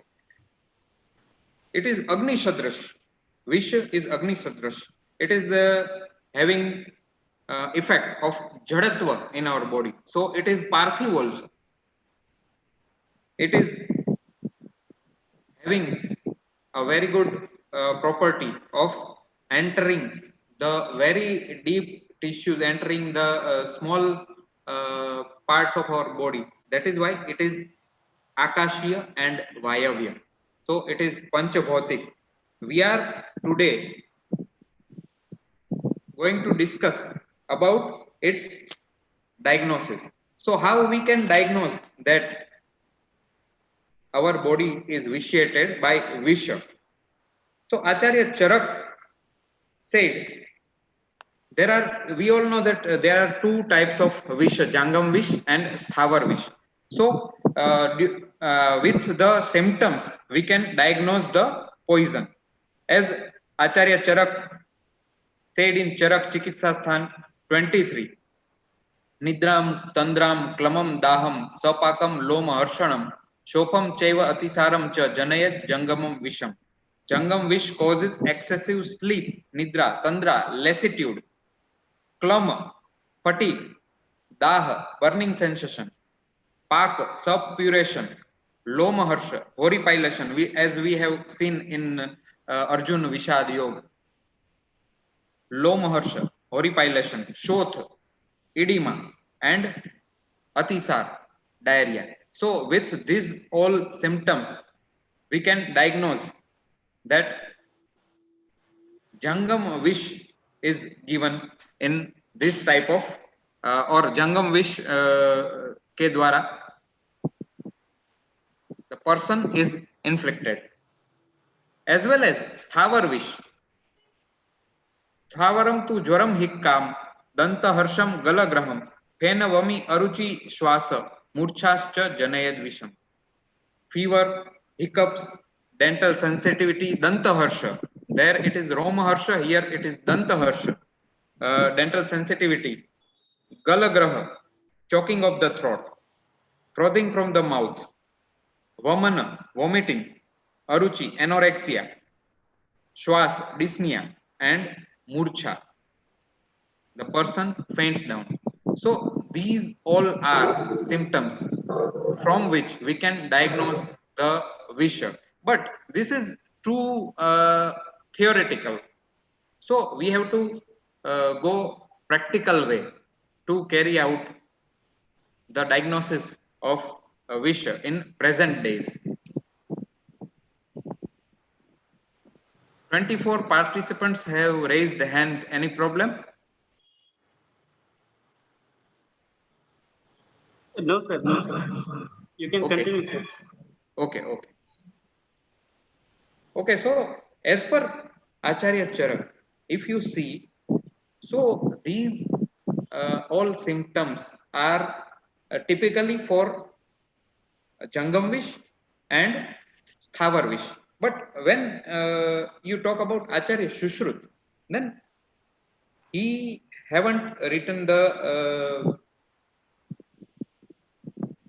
common symptoms for Jangam or Sthavar Vish, but he is going with the Adhishtan.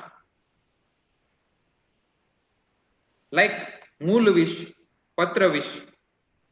So which Adhishtan is affecting which part of the body? Udveshtanam Moola Vishaihi, Pralapo Moha Evacha. Twisting pain, delirium and stupor in Moola Vish. Jrumbhango, Udveshtana, Swasa, Gneya, Patra Vishenatu. If Patra Vish is given, there will be yawning, twisting pain and dyspnea.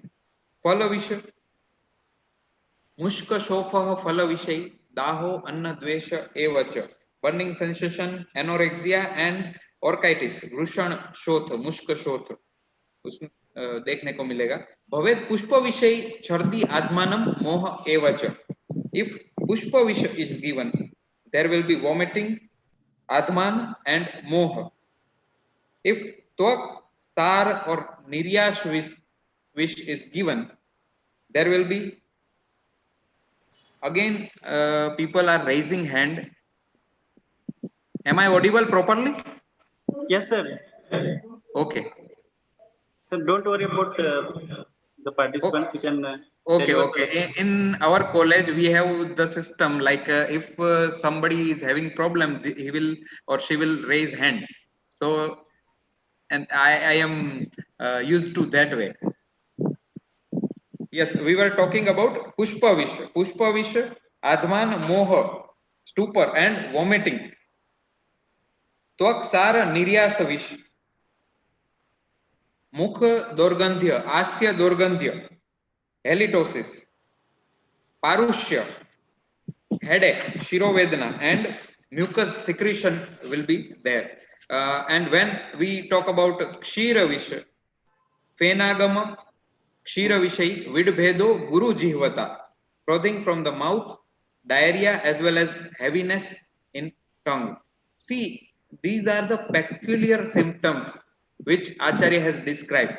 So if you are finding these symptoms, you can be sure that it is kshira vish. Like that dhatu vish rad pidanam dhatu vishahi murcha dahascha taluni, burning sensation in palate, murcha fainting and cardiac pain. So Acharya Charak also described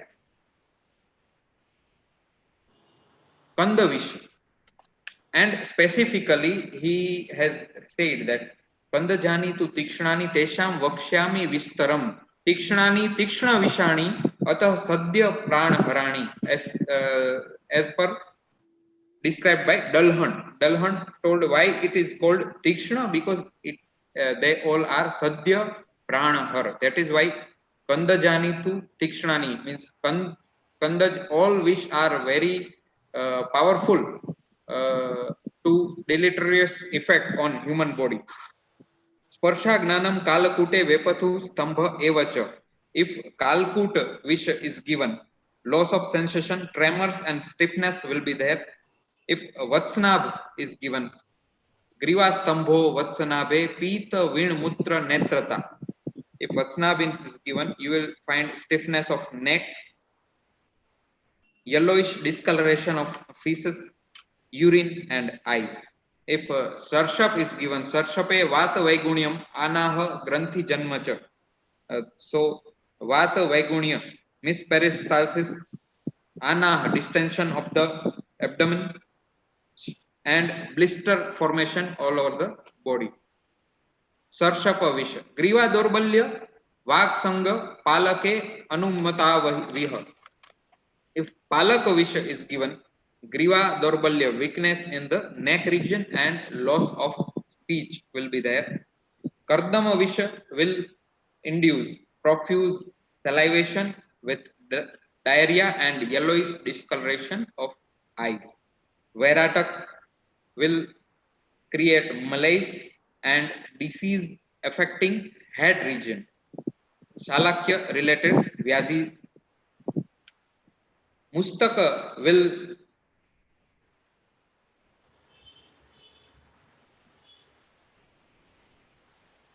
Gatrastambho Vepatuscha Jayate Mustakenatu. Mustak Gatrastambha, tetanus like stambha and tremors will be there. Shrungi Visha will give body ache and burning sensation and abdominal enlargement, abdominal distension. Pundarik will redden the eyes and abdominal enlargement will be there. Mulaka will cause vivarnata, discoloration, vomiting, hiccups, edema and syncope. And halahal will cause delayed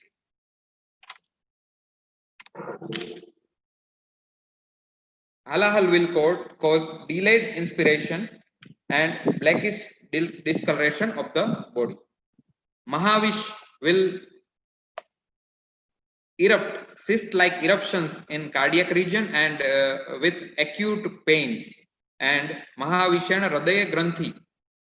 So cardiac region will erupt cyst-like eruptions and acute pain will be there. Karkatak will be irrelevant jumping of the patient along with bruxism, Hasan Dantat Dashati Api.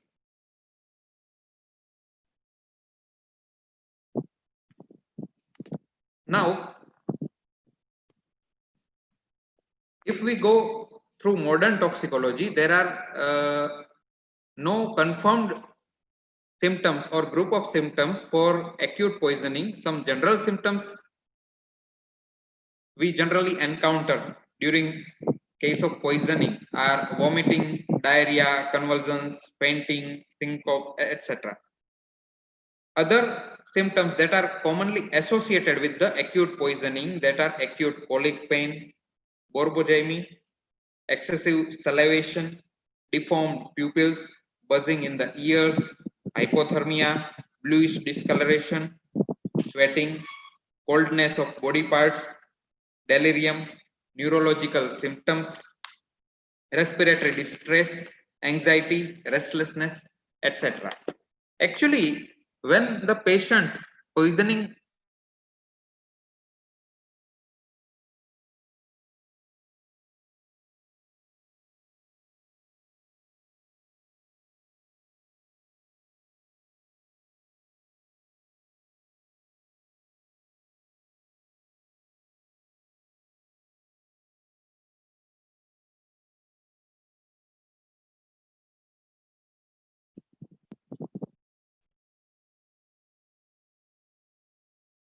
Hello.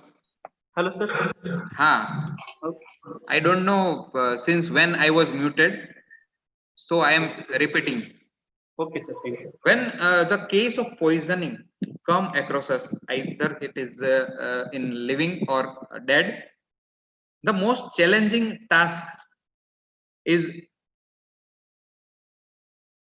one of the most challenging task is systemic examination of it.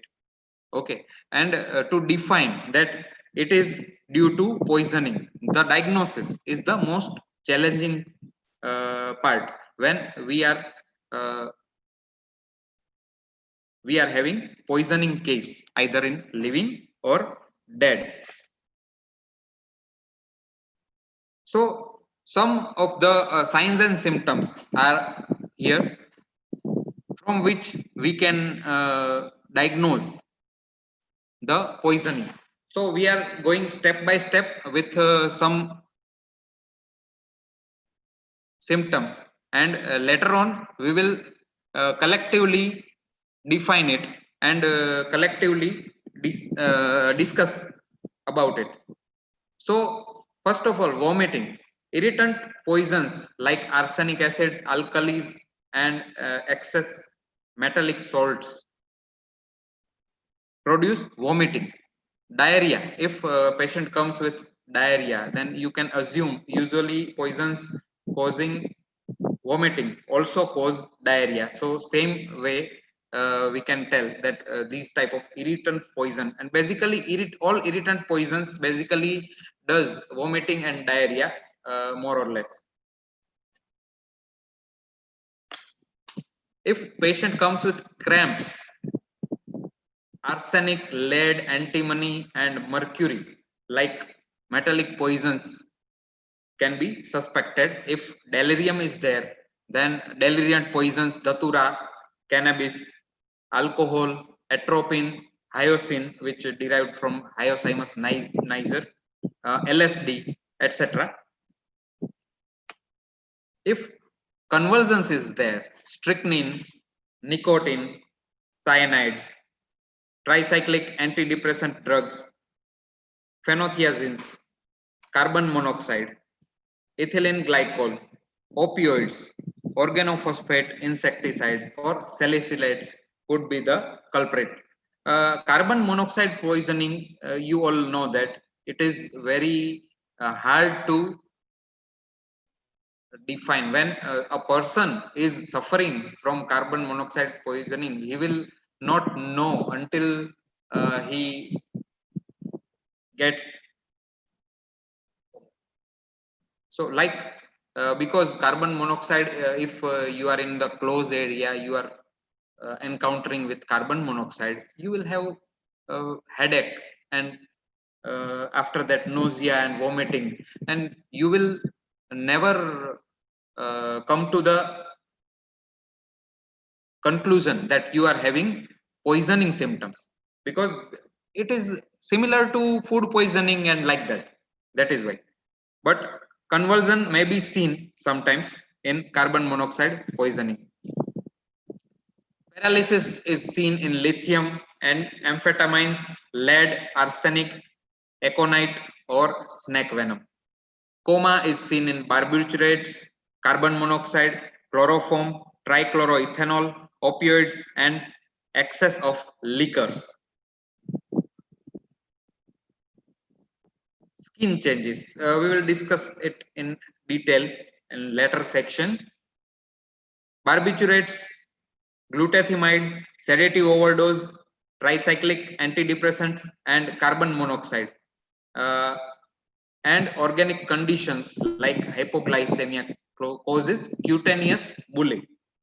And sweating is seen in myocardial infarction and pyrexia due to infections and poisoning by salicylates, organophosphates, or monoamine oxidase inhibitors. So you have to differentiate that either it is myocardial infarction or it is poisoning by salicylates, organophosphate, etc. Pupils. These things also we are going to discuss in later on again, but here we are getting one clue.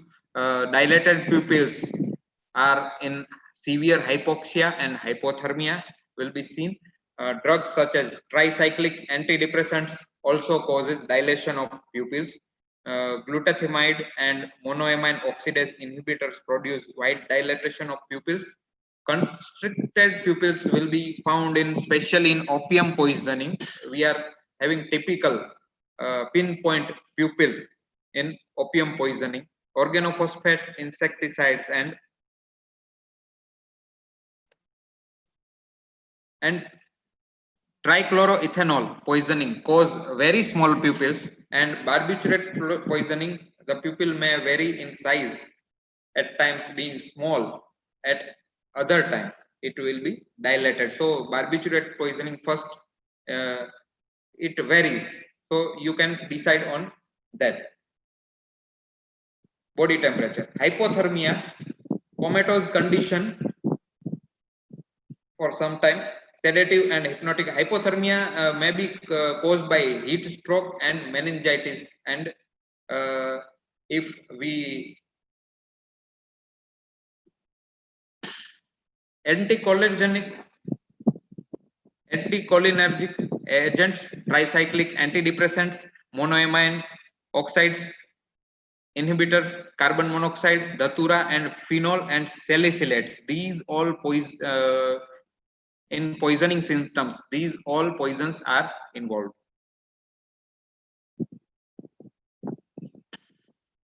Alcohol, acetone, toluene, ether, petrol, turpentine, these all will be identified by their typical odor. We will discuss about that too. Now some drugs causes hypotension and some cause hypertension.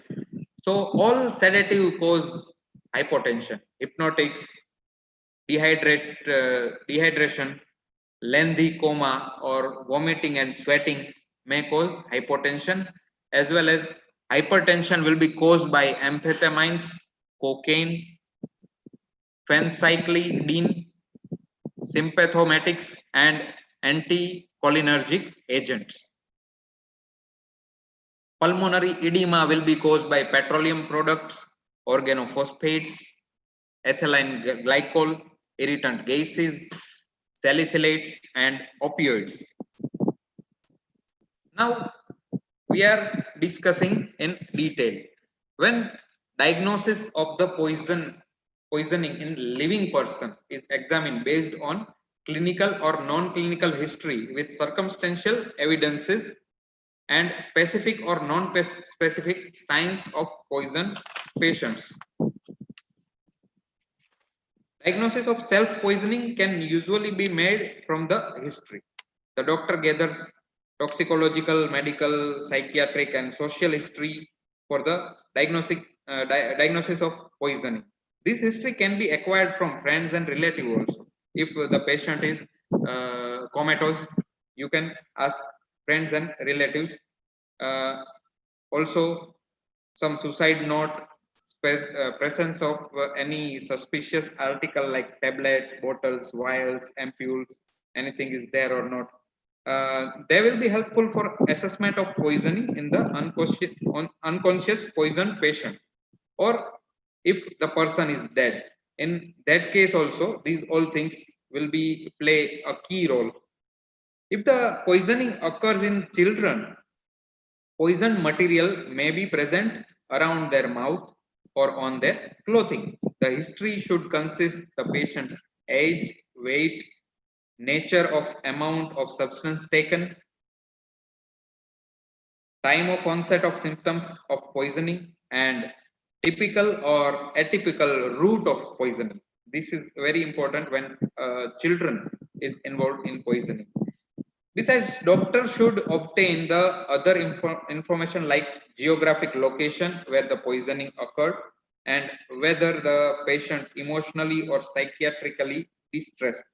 In addition, a detail of addiction history and past medical history should be obtained, including medications and previous side effects, if any.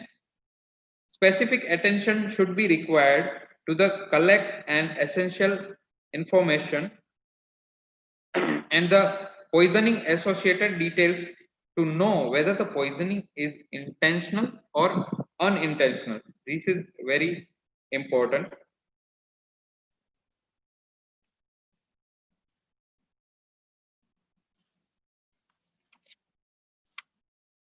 Now, before we discuss vital signs, we will discuss some clinical signs. Like if the patient comes with nausea, vomiting, abdominal pain, tinnitus, deafness, sweating, fever, hyperventilation, vasodilatation, disorientation, lethargy, and metabolic acidosis, the poison involved will be salicylates. If patient comes with nausea, vomiting, abdominal pain, jaundice, confusion, coma. Coma may be developed later. The poison will be acetaminophen. If patient comes with agitation, restlessness, tremors, mydriasis, anxiety, arrhythmias, convulsions, tachycardia, sympathomimetics will be the culprit. If patient has taken ecstasy, MDMA, or amphetamines and cocaine, then the symptoms are like delirium, hyperthermia, agitation, tachycardia, and mydriasis. If blurred vision, dry mouth, fever, hypotension, coma, seizures, confusion, mydriasis, sinus tachycardia, arrhythmias, respiratory depression, hyperreflexia, myoclonus, these symptoms will occur. Then tricyclic antidepressants, ofenadrine, antihistamine are though less common, these can be culprit. If blindness occurs, then it must be quinine or methanol. Methanol, you all know that at times we read in newspapers that due to methanol, many people lost their life. So before they lose their life, if they are lucky, they get only blind. Drowsiness, hypotension, hypothermia, lethargy, coma, ataxia, respiratory depression. When benzodiazepine overdose will be there, these symptoms will occur. Organophosphate and carbamate insecticides cause hypersalivation, meiosis, and bronchoria. And cocaine will cause a list of symptoms like anxiety, nausea, vomiting, euphoria, headache, chest pain, hypertension, fever, tachycardia, abdominal cramps, hypotension, confusion, diaphoresis, mydriasis, twitching, cardiopulmonary arrest, hallucinations, seizures, etc.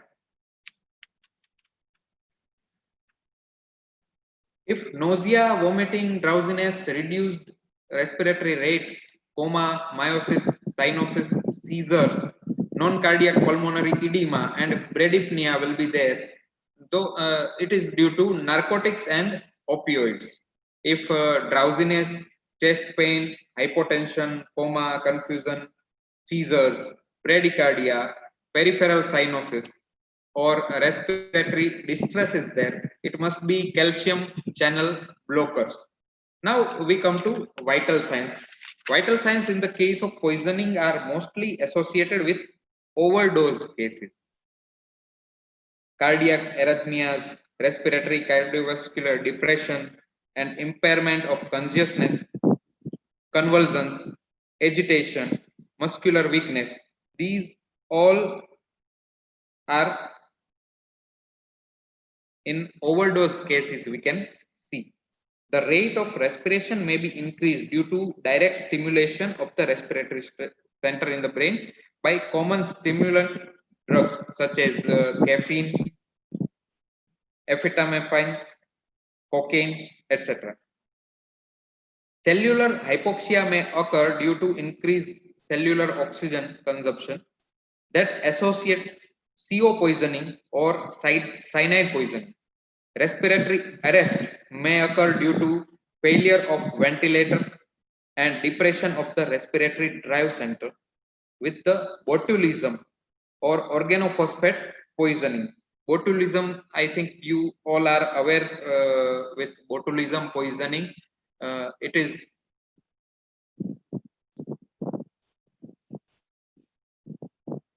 is related with the bottled or canned food, especially.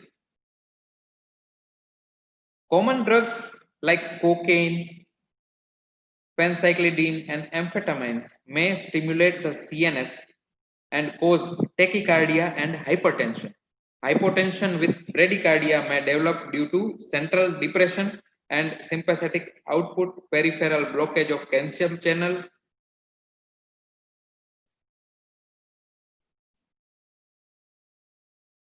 by the overdose of tricyclic antidepressant TCA.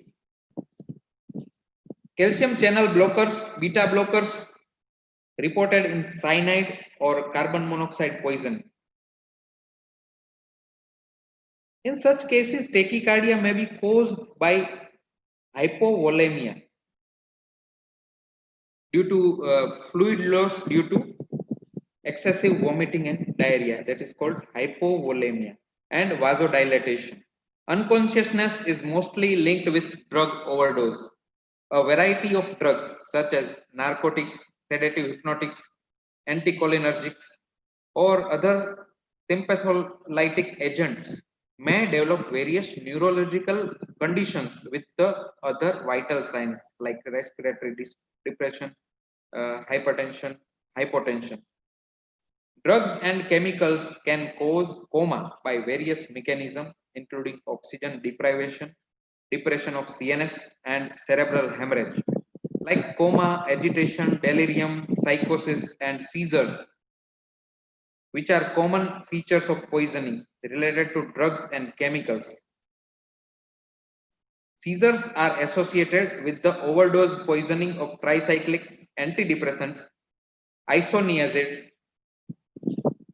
opiophylline,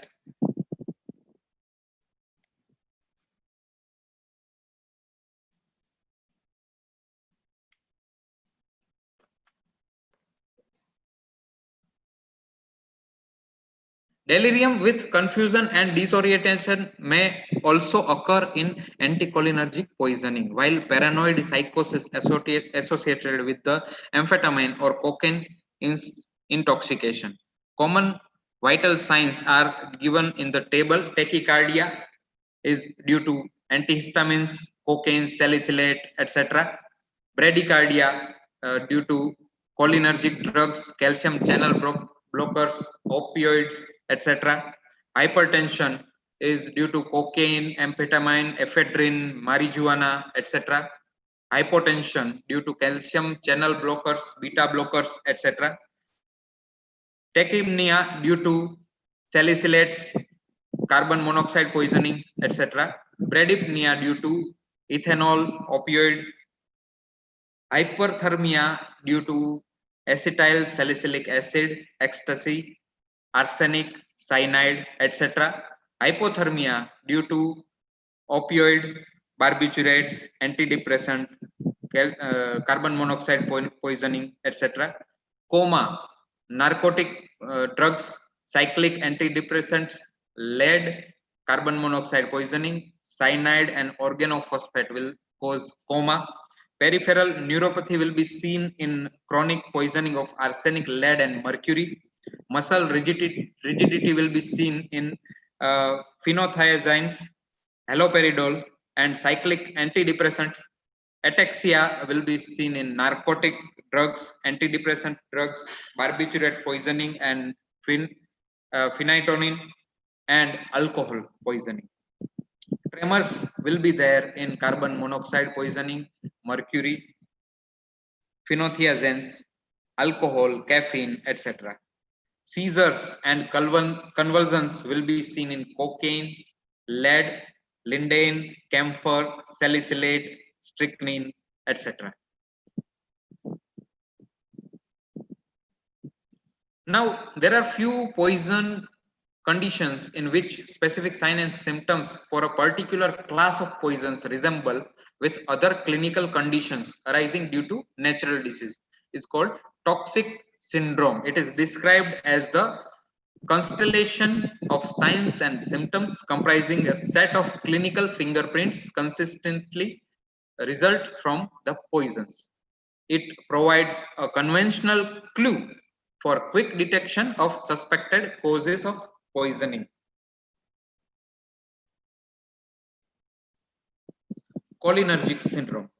It is a condition which builds up either from acetylcholinesterase enzyme inhibition or due to direct agonist at muscarinic or cholinergic receptors and simultaneously increases in levels of acetyl choline, which are potentially lethal for central, peripheral, muscarinic, and cholinergic receptors. Cholinergic syndrome has been noted mostly in organophosphate and carbamate poisoning. Signs and symptoms of it are erectic, but fasciculation and muscle weakness may be more prominent symptoms in cholinergic crisis condition of patient. Further salivation, lacrimation, urinary and fecal incontinence, pinpoint pupils, seizures, and respiratory depression. It also have been observed in organophosphate poisoning, especially. List of positive agents are parasympathomimetic drugs, organophosphates, carbamates, and some mushroom also causes. Now, anticholinergic syndrome. It is due to competitive inhibition of muscarinic cholinergic neurotransmission both in the central and peripheral nervous system. Diagnosis of it is clinically based on symptoms of delirium with signs of peripheral muscarinic blockade. The drugs which causes this are atropine, scopolamine, glycopyrrolate, B-enzodropine, and as per shown on the slide. It is difficult to evaluate the duration of delirium, but it may persist for up to 5 days in some cases, such as poisoning with the benzopine. Anticholinergic toxicity is commonly developed due to anticholinergic class of drug of other drugs that have anticholinergic properties like antihistamines, antipsychotics, antispasmodics, cyclic depressants, and mydriatics. In addition to these drugs, several anticholinergic substances are also present in different varieties of plants.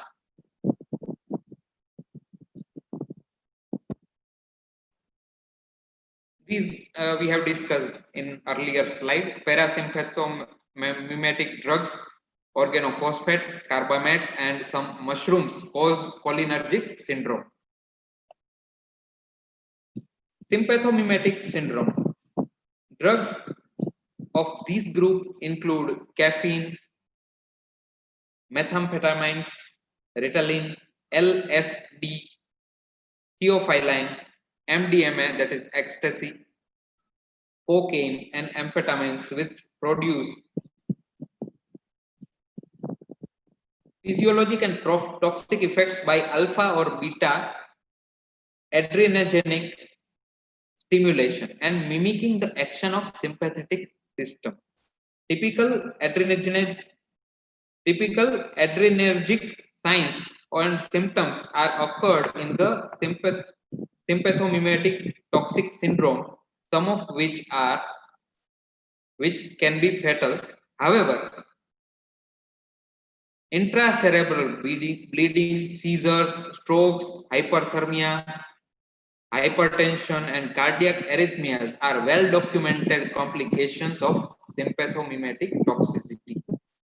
Sometimes this syndrome resembles with the anticholinergic syndromes, but the latter is coupled with dry skin and diminished vowel sounds. This is pinpoint symptoms which differentiate it from the previous one. Sympathomimetic syndrome, toxic syndrome, it is like a tongue twister. Every time I try to speak, I stammer. Okay. Sympathomimetic toxic syndrome may also characterize with some non-lethal signs and symptoms such as mydriasis, acute psychosis, paranoia, bruxism, tachycardia, diaphoresis, and delirium. And here are the causes of the symptomatic syndrome. Now, sedative syndrome or hypnotic syndrome, group of xenobiotics that overcome the excitability and induce drowsiness and results in CNS depression is sedative hypnotics. Anticonvulsant benzodiazepines, barbiturates, methaqualone, and ethanol are the most commonly used drugs that may cause such toxic syndrome. Most of the sedative or hypnotic drugs stimulate the activity of gamma aminobutyric acid GABA receptors via benzodiazepine binding sites of modification of nerve membranes. Deep narcosis may be occurred more likely in the syndrome. Other symptoms of sedative or hypnotic syndrome includes blurred vision. This is pinpoint syndrome. Slurred speech, ataxia, diplopia, hallucinations, dystheasis, paresthesis, nystagmus, sedation, respiratory depression, especially in barbiturates combination with alcohol and coma. Now, we have some ocular clues. In many cases of poisoning, visual acuity has also found to be very important role. It is affected even with blindness. Chloroquine, quinine, and methanol poisoning is associated with visual impairment, as we have seen in previous slide. Several drugs affect the pupils of the eyes and result in miosis, mydriasis, nystagmus. Both mydriasis and miosis can be physiological, but may be also linked with non-physiological causes such as disease condition, trauma, intoxication of drugs, poisons. Mydriasis is defined in the dilation of pupil that results in hypersensitivity of pupil to light. Mydriasis is caused by the anticholinergic like tricyclic antidepressants, atropine, cocaine, etc. and sympathomimetic poison. Some poisons may also cause the blindness mydriasis due to the retinal optic nerve or ocular dysfunction. In miosis, there is a constriction of pupil that may be caused by opioids. We have seen that it is having pinpoint pupil, cholinergic and or anticholinesterase like organophosphate, insecticides, etc. That type of poisoning. Nystagmus is another similar condition in which uncontrolled, rapid, and repetitive eye movements is seen. Nystagmus also been reported in tobacco, barbiturate, and organophosphate poisoning.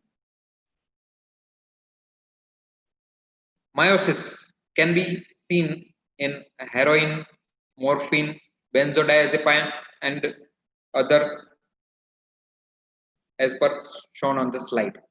Mydriasis can be seen in amphetamine, cocaine, antihistamine, ketamine, datura, curara, gelsemium, formic acid, etc. Nystagmus is seen in PCP, alcohol, benzodiazepine, etc. Blurred vision is seen. If we go through this slide, you can see that Madhya, Vijaya are some our plants, which are some plants and some poisons, which are described by our acharyas. So you can many times you can correlate the modern medicine, modern toxicology with our acharyas saying, and you will find that it is amazingly surprisingly similar. Many times I have found that, and I have even written in my book that our Acharya's writings are very scientific and very peculiar. Blurred vision is seen in anticholinergic drugs, lithium, botulism, ethanol, and as per shown on the slide. Optic neuritis is shown in digitalis, disulfiram, chloroquine, ergot, etc. Altered color perception is seen in hydrocarbons, carbon monoxide poisoning, cannabis, digitalis, etc.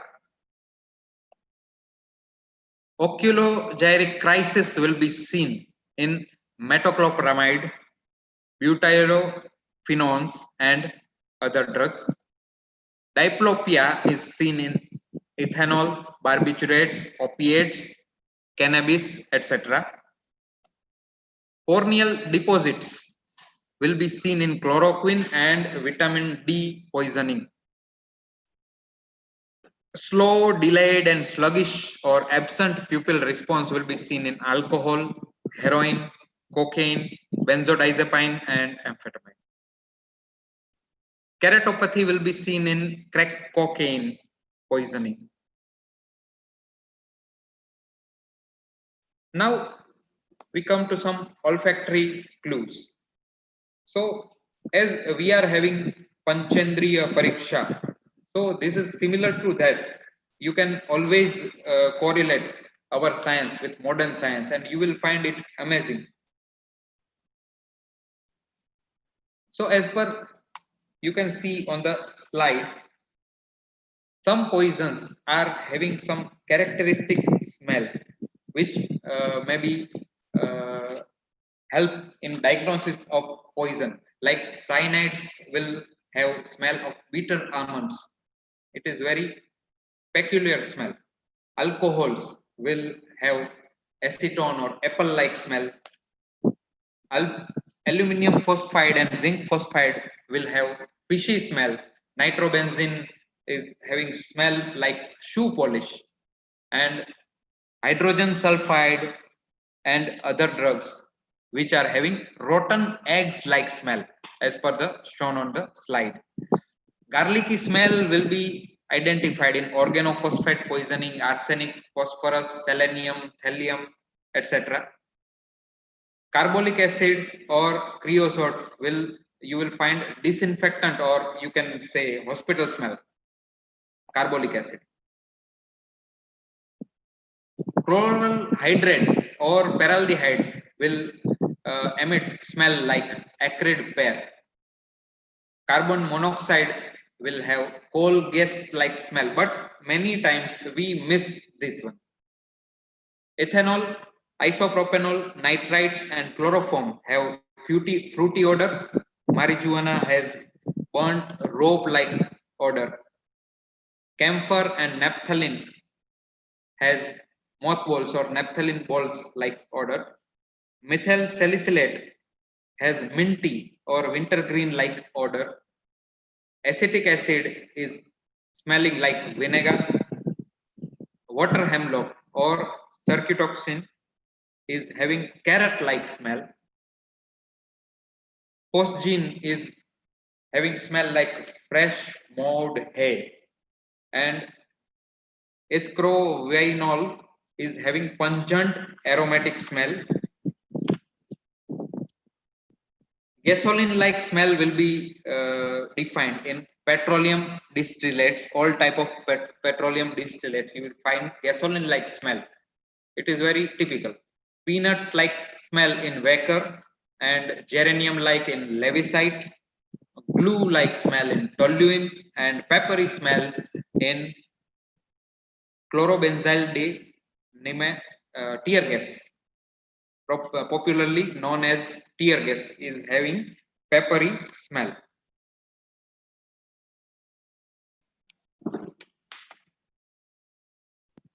Now jump to dermal clues. In most of the poisoning cases, dermal clues are appeared either due to direct exposure to skin or due to asymptomatic effects of systematic effect of poisons. Before examining the skin, the patient's clothing should be removed to assess the skin color, temperature, as well as dryness, formication, erythema, sweating, and presence of injection marks, if any. Dermatitis condition may develop due to chronic exposure of heavy metals. Hyperkeratosis and melanosis are the basic feature of chronic poisoning of arsenic. The presence of injection marks on the body may suggest the route of poisoning, route of administration. In such cases, sample should be collected from the site of injection in order to diagnose the poisoning. Red color appearance of the skin may be due to carbon monoxide, niacin, cyanide, boric acid, and scromboid poisoning. Blue discoloration, or you can say cyanosis, indicates the poisoning caused by nitrates, nitrites, phenazopridine,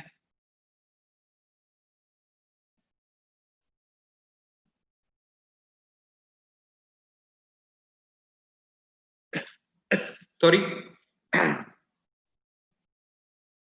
Yes, we are talking about cyanosis. Cyanosis indicates the poisoning is nitrites, nitrates, etc. The presence of rashes or blisters is also useful in diagnosis. Rashes or blisters are typically located on different parts of the body, like between fingers, knee, and back, are due to prolonged immobility. So that is due to immobile and long time stay on the same surface. Patches may also be seen in vagina and scrotum in case of drug abuse of opioids and fentanyl. The dryness and moisture of the skin are also important factor to differentiate the anticholinergic medicated poisoning from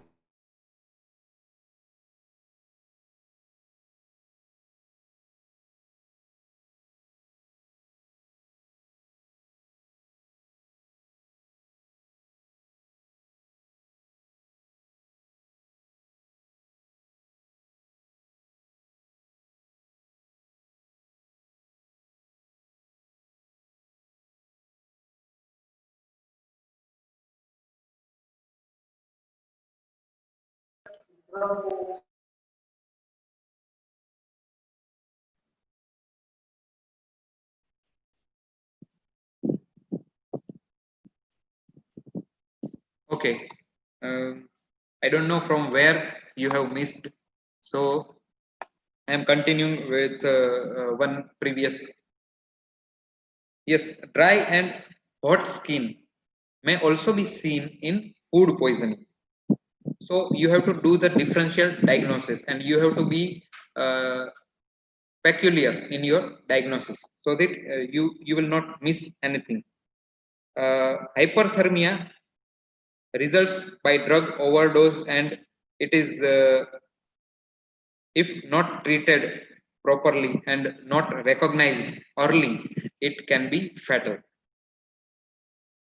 Hyperthermia in the case of tricyclic antidepressant overdose results from seizures and myoclonic jerking and is an immediate danger to life. So with that seizures and myoclonic jerking, you can identify that it is tricyclic antidepressant overdose.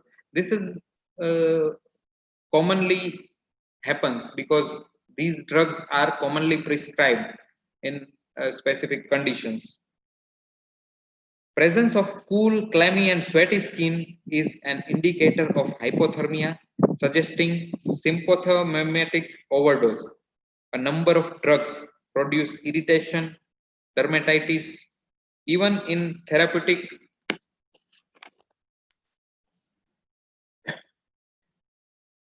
non-toxic doses, which include most of the phenothiazone, antibiotics, thiazides, sulfonamides, NSAIDs, etc. Hence, the dermal signs are very crucial findings that can make the diagnosis of poison possible with specific poison of drugs. Here we can see dry and hot skin will be seen in datura as well as atropine. Cherry pink color or cherry red color of the skin, postmortem lividity, is seen in carbon monoxide. Blister and bully will be seen in carbon monoxide as well as barbiturate, etc. Petichy and purpuric spots are seen in warfarin. Diaphoresis is seen in cocaine, LSD, salicylate, pilocarpine, etc. Erythema will be seen in boric acid, cyanide, and mercury poisoning. Flushing of the skin is seen in clonidine, ergot, niacin, etc. Formication will be seen in cocaine and arsenic poisoning. Acne brown color produced by chronic poisoning of phenytoin, bromides, iodides, etc. Hyperkeratosis and raindrop pigmentation is caused by chronic arsenic poisoning. Cyanosis caused by nitrates, nitrites, as we have discussed earlier. Now, inspection of blood and urine and vomitus is necessary. Variation of the color of blood and urine from the normal are found in many intoxication conditions. Some chemical or drugs such as isobutyl nitrite or dapsone may also turn the normal color of blood into chocolate colored blood due to development of uh, methemoglobinemia condition. Pink plasma is indicative of poisoning from hemolytic poisons like sodium chlorate. Colored urine may also be seen in various poisoning cases. Yellow or brown discoloration of urine may be caused by chloroquine, quinine, and cresol poisoning, while presence of green inflorescence in urine indicates acriflavine poisoning. Besides, blue or green color of the urine is caused by phenol poisoning. Crystals may also be found in urine after ingestion of ethylene glycol or due to overdose of primidone. Here we can see red venous blood may suggest cyanide or carbon monoxide poisoning. Brown arterial or venous blood may suggest of methemoglobinemia. Vomit or gastric lavage containing blood may suggest repeated vomiting. Corrosives, paraquat, coumarin, anticoagulant, irritants, iron, and non-steroidal anti-inflammatory drugs. Many drugs turn urine black, like metronidazole, and urine may be cloudy or red or brown due to hematuria, hemoglobinuria, or myoglobinuria.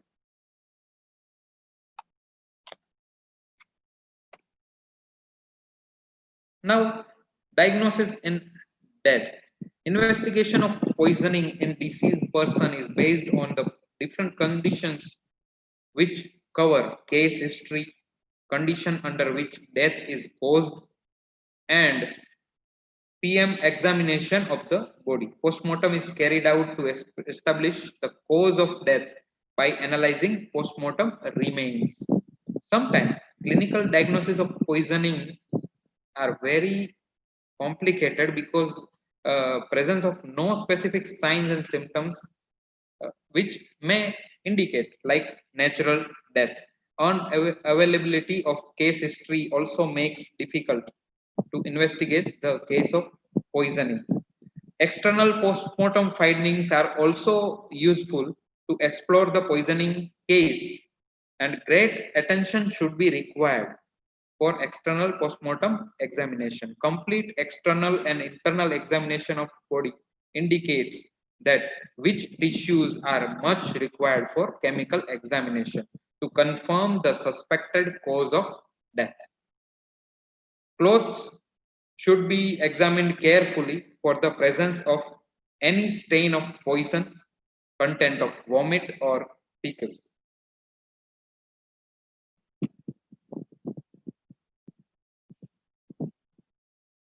Now, some poisons are affecting the mucous membrane of stomach in a typical way. So, when we are talking about internal findings, autopsy is mandatory in all the cases where there is a doubt that a drug or poison is concerned as a probable cause of death, except in two conditions. First condition, when the patient has died due to overdose of a drug in a hospital and a hospital's toxicology lab confirmed the lethal level of drug. In the second case, when the patient has been died due to overdose and leaves circumstantial evidences like suicide note, history of suicidal tendencies, or missing medications, etc., and absence of any other possible clue of cause of death. Otherwise, autopsy is mandatory. Various poisons or drugs cause death without leaving specific, readily identifiable.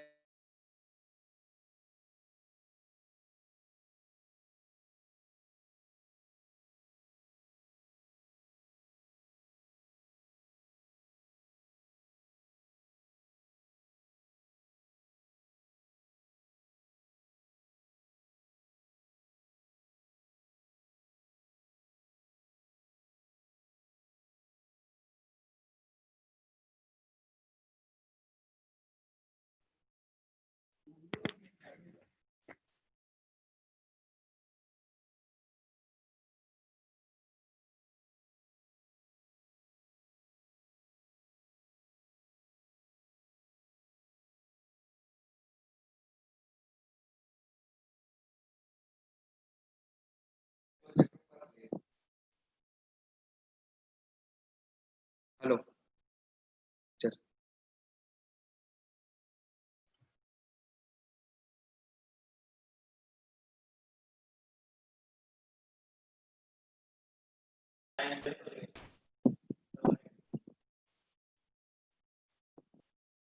hello. I think Yes, sir. due to some network problem here, heavy rain since morning. Due to network problem, I'm starting the screen share again. Are we having still some time? Yes, sir. Yes, sir. You can carry on. Okay. Not having any problem? No, sir. Okay, okay. So, what you have heard last? I was talking about mandatory autopsy. You have heard that? Yes, sir. Okay, okay. We are continuing. I'm starting the screen share.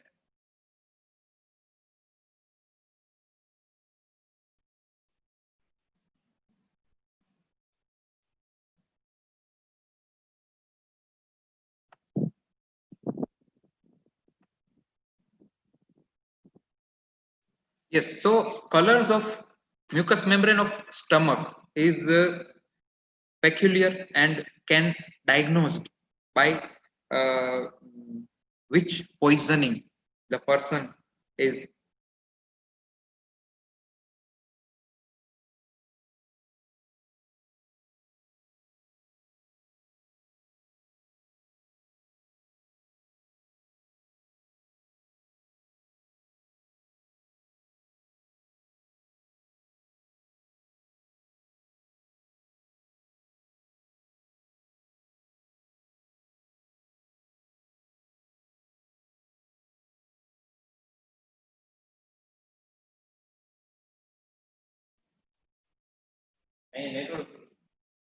If I screen the share the screen, I am disappear. What is happening?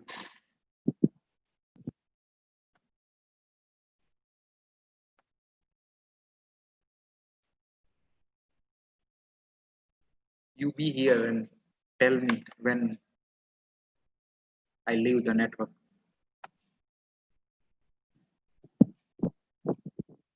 Hello. Yes, sir. Am I audible? Yes, sir. Yes, sir. Share screen is visible? Yes, sir. Okay. So we are talking about the internal findings in two cases where patient has died due to overdose of drug in a hospital, or otherwise found some circumstantial evidence like suicide note. So in those two conditions only, autopsy is not mandatory. Otherwise, autopsy is mandatory. And if we find mucous membrane of stomach in these type of colors, we can suggestive of these poisons. I am not repeating now, and we are continuing to next slide. Sorry, we are running out of time, but I will conclude in 15 minutes, I think.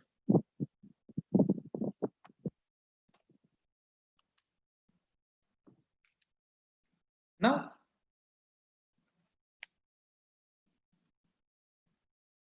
if poisoning is suspected, photograph should be taken for analysis of facial features. It is very important. Color of the face is noted with sign of poisoning. Ulceration and dark brown stains may be seen on lips and near the angle of mouth, which is suggestive of corrosive poisons.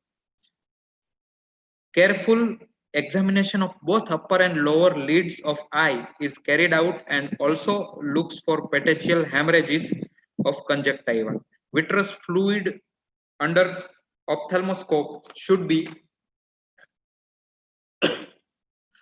examined, and degree of turbidity of vitreous fluid should be noted.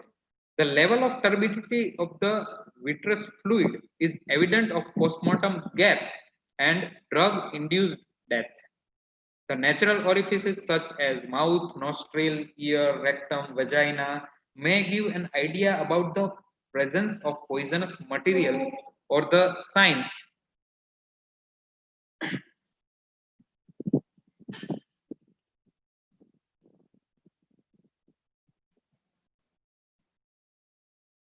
Sorry. The presence of poisonous material or the signs of it having been used. Hydrocyanic acid or opium gives peculiar smell near the mouth and nose. Ulceration may be found in the nasal mucosa of septum in case of cocaine sniffers. Some poisons which may be recognized, the cocaine sniffers, I am thinking of one movie, if you have seen, I forgot the name, but in that Vicky Kaushal was a cop and was having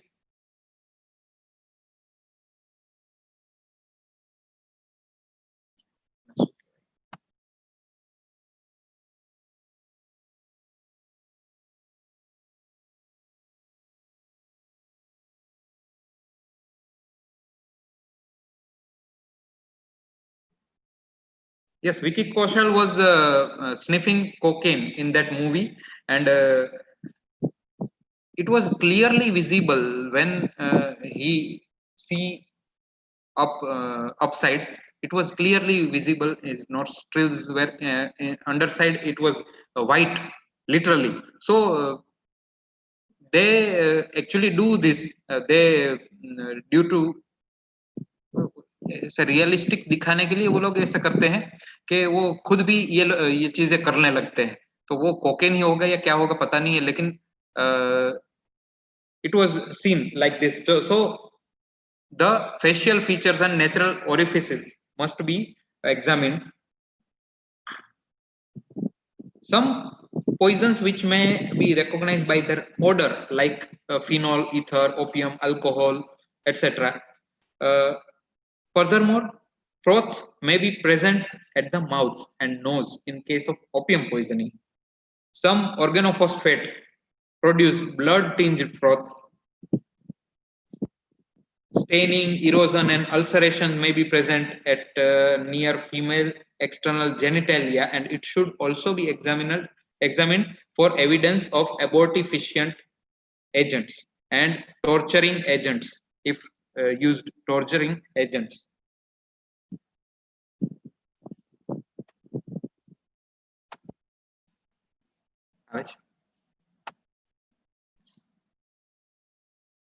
Now we are near the end of the our presentation. So before that, I would like to give an idea for pattern diagnosis. If you are having this type of pattern, you can diagnose that which drug are to be used. If coma, hypotension and flaccidity is there, barbiturates, benzodiazepines and other drugs as per shown on the slide. If coma, hypertension, tachycardia and dilated pupils is there, tricyclic antidepressant drugs, anticholinergic agents and phenothiazine is used. If malaise, restlessness, nausea and weakness, then carbon monoxide poisoning, solvents, insecticides, lead, mercury, ice, arsenic can be diagnosed. Restlessness, hypertonia, hyperreflexia and pyrexia is suggestive of monoamine oxidase inhibitors, anticholinergic agents, strychnine and as per shown on the slide.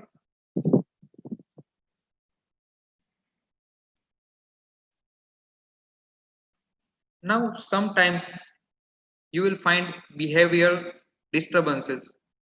I'm not, slide is not clearly visible to me.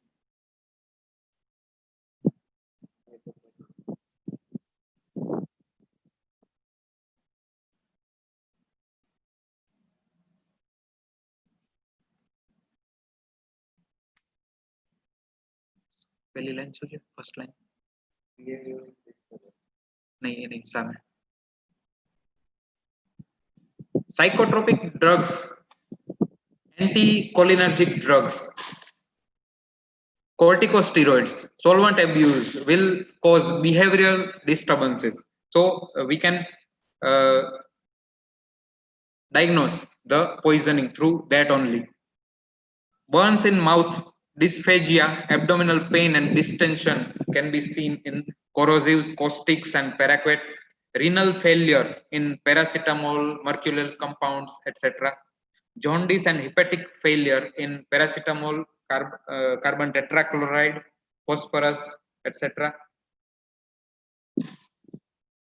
So now, as we have seen, as per classic, as per modern as well as, we can now conclude that various approaches have been explored to summarize the information in context to diagnosis of poisoning in the discipline of postmortem toxicology, and thorough guidance has been provided to establish the cause of toxicity. Diagnosis of poisoning is extremely important in unconscious people for the management of poisoning. Diagnosis other than poisoning must also be considered because some clinical features may result due to disease or by secondary effects such as anoxia. Poisoning with the various compounds may be misdiagnosed due to resemblance of clinical feature with disease conditions like high dose of paracetamol, thallium, paraquat has been associated with the hepatitis, paresthesia and pneumonitis diseases respectively. Diagnosis of poisoning is extremely difficult in death cases where drugs are used to cure disease. However, results in casualty due to either overdose or side effects. This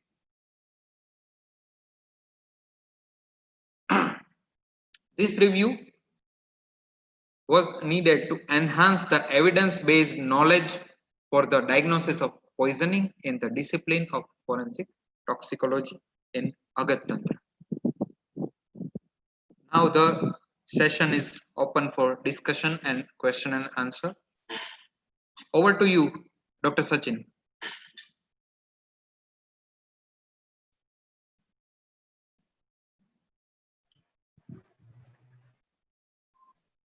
Thank you, sir.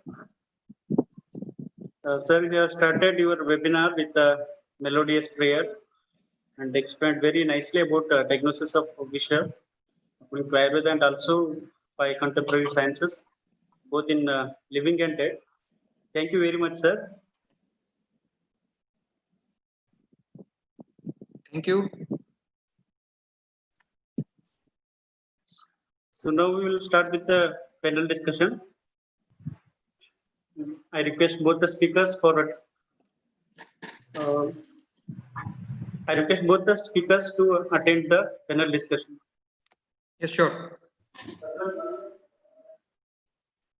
So first question is to Santosh sir.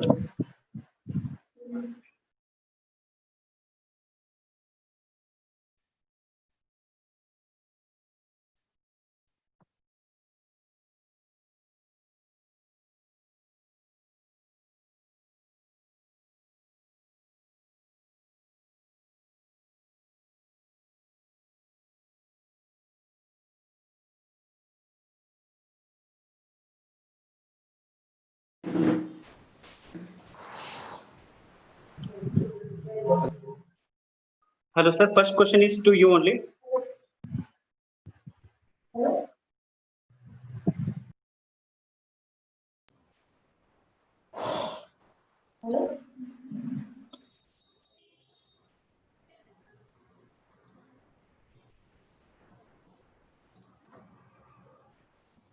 Hello sir. Santosh sir.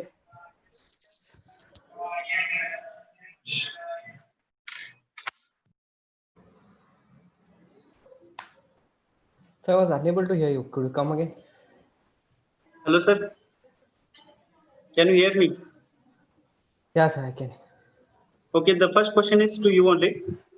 What is the line of treatment is given for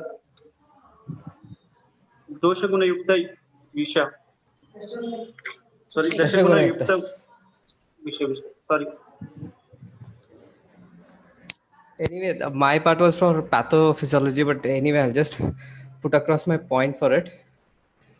As it was told, like, Dashagunayukta Visha is very harmful. And once it reaches Rakta, then only it starts causing problem. And hence, in all the aspects of Visha, they have told to do first Rakta Mokshana. That means bloodletting therapy. And then you can go for Sthana Vishesha. Like Amasha it is there, then you can go for Omana Virechana, they have told. Or else Agadas. We have seen some of them, like, in case of Vrishchika Visha and all, wherein Dashangagada, in Kita Visha, Dashangagada being helpful. Though they are Dashaguna Yukta only, but not like Sadhyomarana.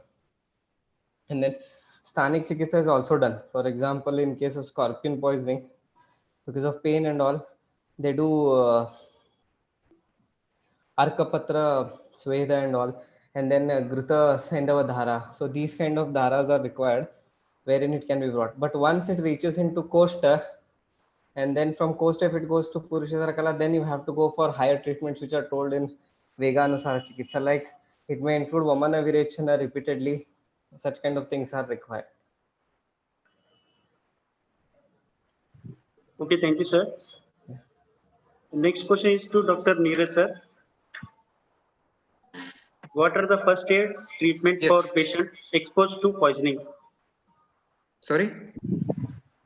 What are the first aid treatment for patient exposed to poisoning? It depends on which kind of poisoning is there. Okay.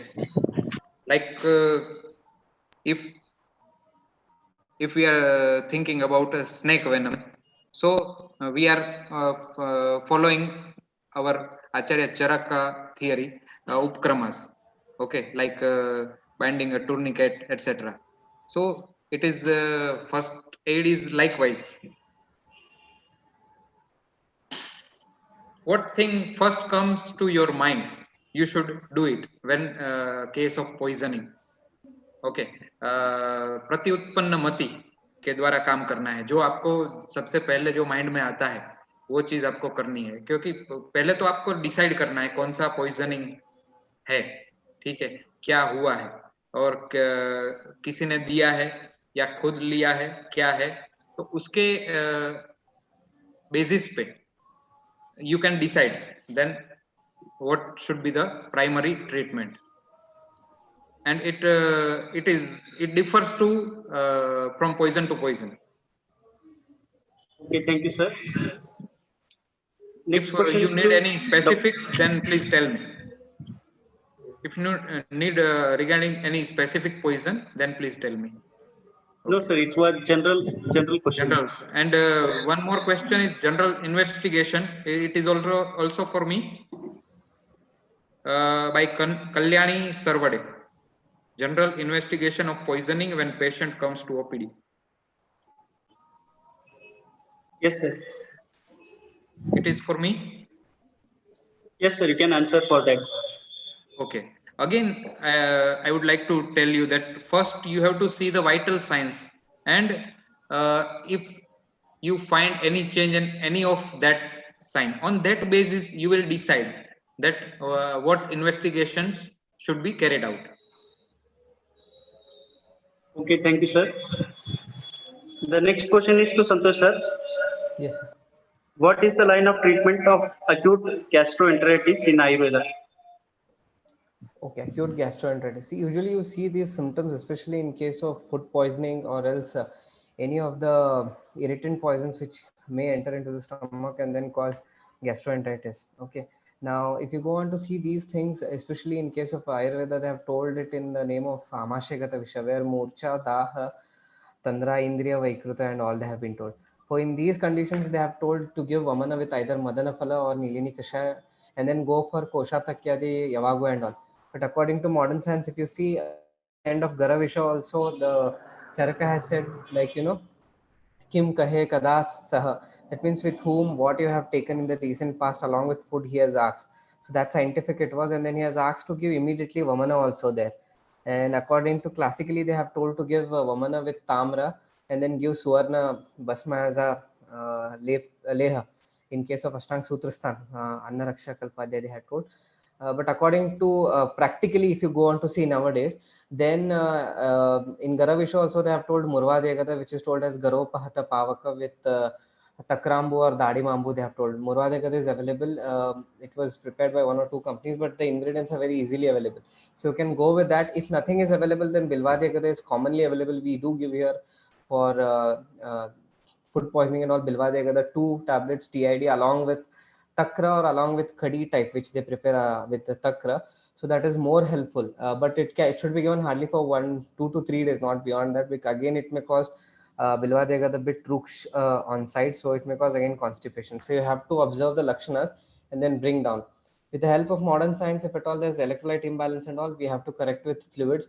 Or else, if vomiting is severe and all, you have to go for fluids. But if vomiting is not so much, then you can use our Yavagu, Pe or Pramate, which is told in Atisara, like along with Dadima, you have to do it Prakshepaka Dravya and do Samsarjana with that and then give Dadima with all those. That is very good because Amla Rasa being a bit Anunomana and Agni Deepana as well as. Okay, thank you, sir.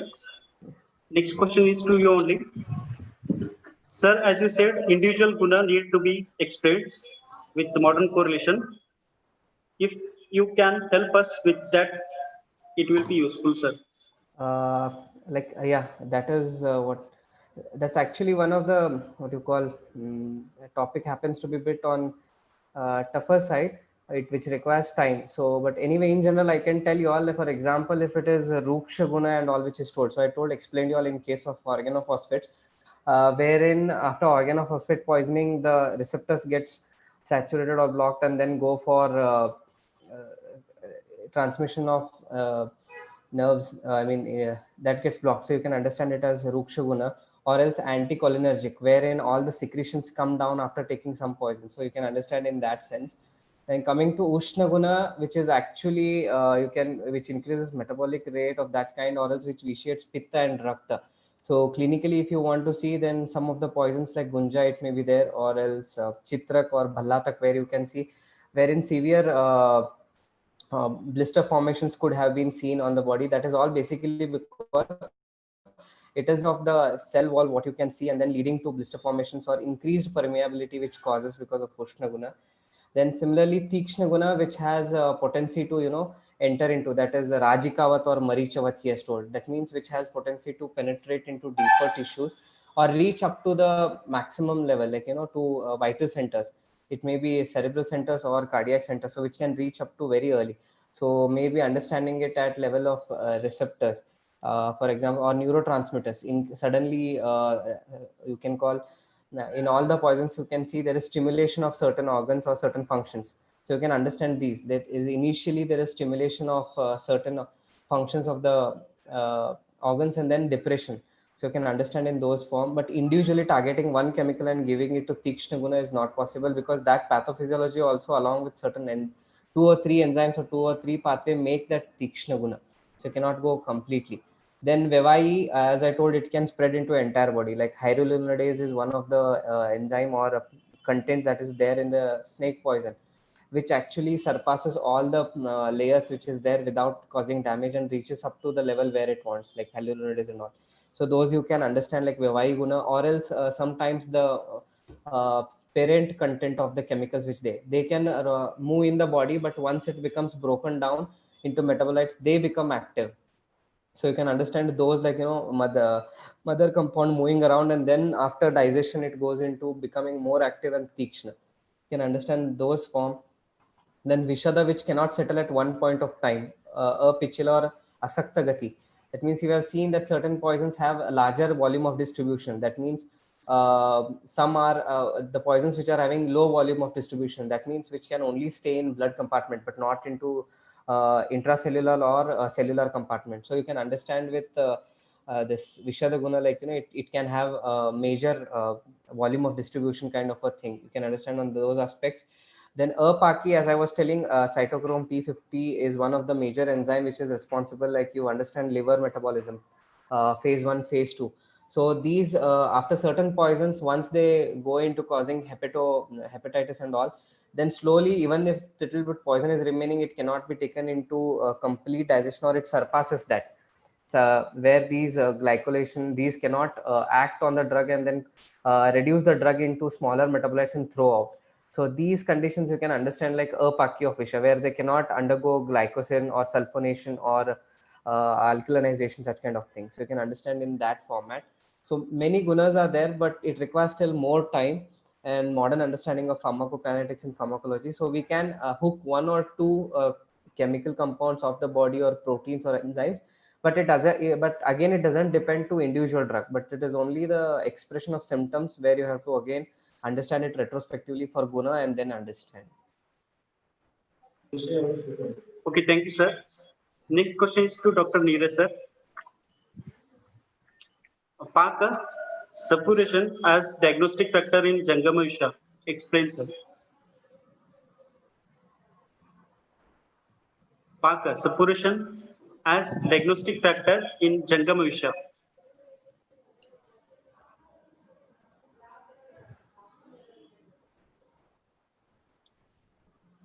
Neeraj, sir.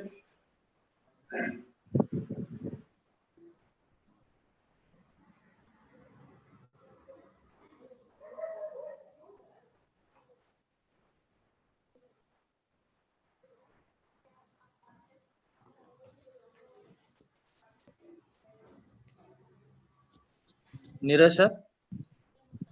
Hello sir. Sir, your mic is muted, sir. Please unmute, sir.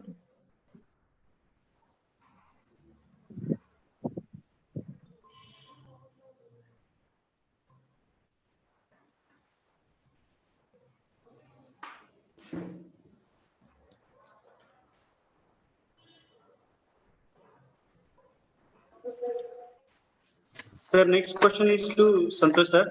Yeah. In this pandemic era, how we can understand viral attack with reference to Visha? This happens to be a wider range of application, because if you see pandemic, then in Agatantra they have also told in the Sushruta Kalpastan, he has told about how Janapadadamsa happens, and also in case of Charak Vimansthana, wherein Dushita Vayu, Jala, Bhumi have also been told. So in those cases, he tells we can do, if at all Vayu Dushana is there, then he tells Bhumo prapatati khagaha shwasakasa shirashulaha. These are the symptoms. So he has given an example of khaga, that means birds and all. But the same symptoms like shwasa, shirashula, angamara, they have been seen in case of corona also, what you wanted. And in those cases, the treatment lies in two aspects. One is whether we want to detoxify the environmental air, and that is one aspect where he has told Laksha, Haridra, Devdaru, Dhupa and all. That is one aspect what we can address. In Dandu Biswani also he has told, we can put up a flags or drums wherein we to beat with agadas, so that agada gets, dispersed into the air, and that air with the help of moisture, whether it happens to be antibacterial or it brings down the viral load, we don't know. But there was a study done in our college wherein we had given dhupa in two of the hostel rooms, wherein microbial load had to come down in comparison with the normal fumigation therapy. So in those cases, we can bring down in that sense. We can't confirm whether, because no viral studies are done, because they all require higher end of the labs. But coming to the patient as per se, in those conditions, I would just like to mention that I was in contact with one of the sir, Vaidya Nambudari sir. Before, the pathophysiology of corona evolved, the sir had asked me, like, if I had any interest to work in this field. So I said, we are not in a primary front line. But it was very surprising to note that before any reports came from one of the best health institutions, he had just told me, you can refer Mandali Visha for such kind of presentations. I was shocked to know when after the Spain and Italy, such kind of doctor said that it had a disseminated intravascular coagulopathy kind of pathophysiology and all, which is seen in Mandali. So that was very surprising to understand from Sir point of time how they understood and all, which requires still a deeper understanding of knowledge. So this is what he has told. But from Ayurveda point of view, we need to give all tikta, such kind of kashaya drugs and all, which requires again a different podium to discuss. So I'll just leave it at this point of time. Okay, thank you, sir. Uh, Dr. Nambudari sir was a guest speaker in Shalakitana. Yeah. Okay. Next question is to Neeraj sir. Hello, Neeraj sir. Yes, previous question also pending. Ask the next question. So you can answer for that only, sir. Yeah, Patha as diagnostic factor in Jangam Visha. Explain, sir. In Jangam Visha, specifically in Kita Visha and in Mandali poisoning, you will find this. So when patient comes with suppuration, specifically Luta Visha. Luta Visha is like on the first day, there is no symptoms or very mild symptoms, and later on, after 15 days, it is having very slow and Puyotpatti and all. So you can diagnose with the questions, Prashna Pariksha. You can ask them, and that what happened, when it was happened, and where it was happened, and if person had seen the insect or snake or not seen. So likewise, if you go deep, and you will know that what is the reason behind this path, then you can specifically in Kita Visha and Mandali Visha, you will find this. So you can confirm that it is insect bite. Okay, thank you, sir. Next question is to Santosh sir. Vaman and Virechana will not harm the intestinal mucosa if we give it in case of poisoning. This again depends on which kind of poison we are speaking about. See, if at all there are corrosive kind of a thing, like gunja is being given or tamara is given, where rakta, nischandrika and all are there, in those conditions we won't give any vamana thing. But if you understand, like from point of sarpa visha, where they have told it is only that is visha that is coming. So in those conditions, like vamana virechana, if you give, there is no much change on what you call intestinal mucosa. If you see from the modern aspect of time, then we think that our madana phala or trivrut are all irritative in nature, so they may remove it. but do not ever see these things in case of modern, because mixing two fundamentals will always land you in what you call confusion. That is why they have told if at all Chardi is there, then Morsha is there, where Amashagata Lakshana are there, then you can give woman where only the upper part of, like, not beyond the pyloric antrum or not beyond the duodenal opening, where it is there, it will be only expelled from there. But if at all Pitta Lakshanas are there, that means intestinal inflammation is there, that all is there, then they have given asked to give Nilini Falakashai, or else this which are Tikta and Katuki, like where it removes pitta also, and what you call pitta, whether it is Ushna Guna or Drava Guna. If Drava Guna is there, then they have not asked to give any virection, because itself it is doing sarana. But only if Ushna Guna is there, then Nilini Kasha, such kind are there, they have told, which may help in bringing down of Ushna Guna with the help of Tikta Rasa. Okay, and then it helps to eliminate because of its Anuloman Guna. But as such as intestinal mucosa, it may not damage. But if at all the poisons are having irritative in nature, corrosive in nature, where Rakta Chandrika is there, in those conditions, Acharya themselves have told not to give woman or virechana. So if you understand it from the modern point, if you want to understand it, if you know mucosal layer, then comes submucosal layer. In submucosal layer, you have capillaries and all. So if blood mucus has to come, then that means mucosal layer is already damaged, and then capillaries are exposed. So in those conditions, woman variation has not been told. Okay, thank you, sir. As we are running out of time, still so many questions are there. So these questions will be noted, and these questions will be forwarded to speakers. Bas. Yeah. So we are at the end. I thank both the speakers for attending the panel discussion. Thank you for sharing your practical knowledge and clinical experiences with us. Now I would like to call Dr. Shruti Madam for vote of thanks.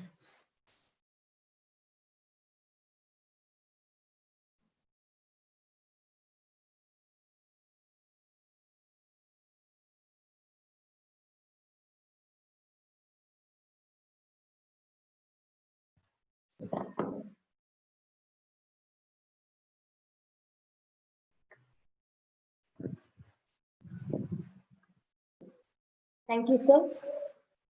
Good afternoon to all. It is my honor and privilege to express my sincere and heartfelt thanks to our today's chief guest, Srimati Meenakshi Negi Madam, Commissioner, Department of Ayush, Bangalore, Karnataka, for inaugurating this webinar. I would like to thank our patrons of this seminar and management team of our college, Shri D.C. Patil Sir, Chairman, Ramin Ayurvedic Medical College, Terda, Shri Dr. J.B. Algur Sir, Secretary, Gramin Ayurvedic Medical College, Terda, Shri Nilesh Desai Sir, Treasurer, Gramin Ayurvedic Medical College, Terda, for attending this function in their busy schedule. Thank you, sir. Next, I would like to thank our beloved principal, sir, Ramin Ayurvedic Medical College, Terda, and president of this webinar, Dr. L.M. Biradar, sir, for giving an opportunity to continue conduct this webinar. I would like to thank the organizing secretary of this webinar, Dr. Shivlila Rajur, Madam, Associate Professor, HOD Department of Ayurveda Tantra, Gramin Ayurvedic Medical College, Terda, for keynote address. Now, I would like to thank all guest speakers of this webinar, Dr. Santosh Patil, sir, Dr. Neeraj Mehta, sir, Dr. Gopi Krishna, yes, sir, Dr. Mahesh Savargimat, sir, Dr. Nitin B. Patil, sir, Dr. Shivanand Prasanna, sir, Dr. Sheetal P. Miraskar Kopade, madam, Dr. Kashinath Sangandi, sir, for attending the inaugural function. It is my honor to thank our teaching staff, non-teaching staff, and hospital staff, students of JMC Terda. Last but not least, I would like to thank all the media persons, registered participants, faculty members, UG students, PG scholars of different colleges across the country.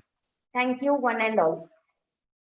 Tomorrow the session will start at 10:30 a.m. and tomorrow's topics are clinical management in Visha, in Ayurveda and contemporary science by Dr. Gopi Krishna. Yes, sir. And the second topic is role of Visha in manifestation and management of skin diseases by Dr. Mahesh Savargimat, sir.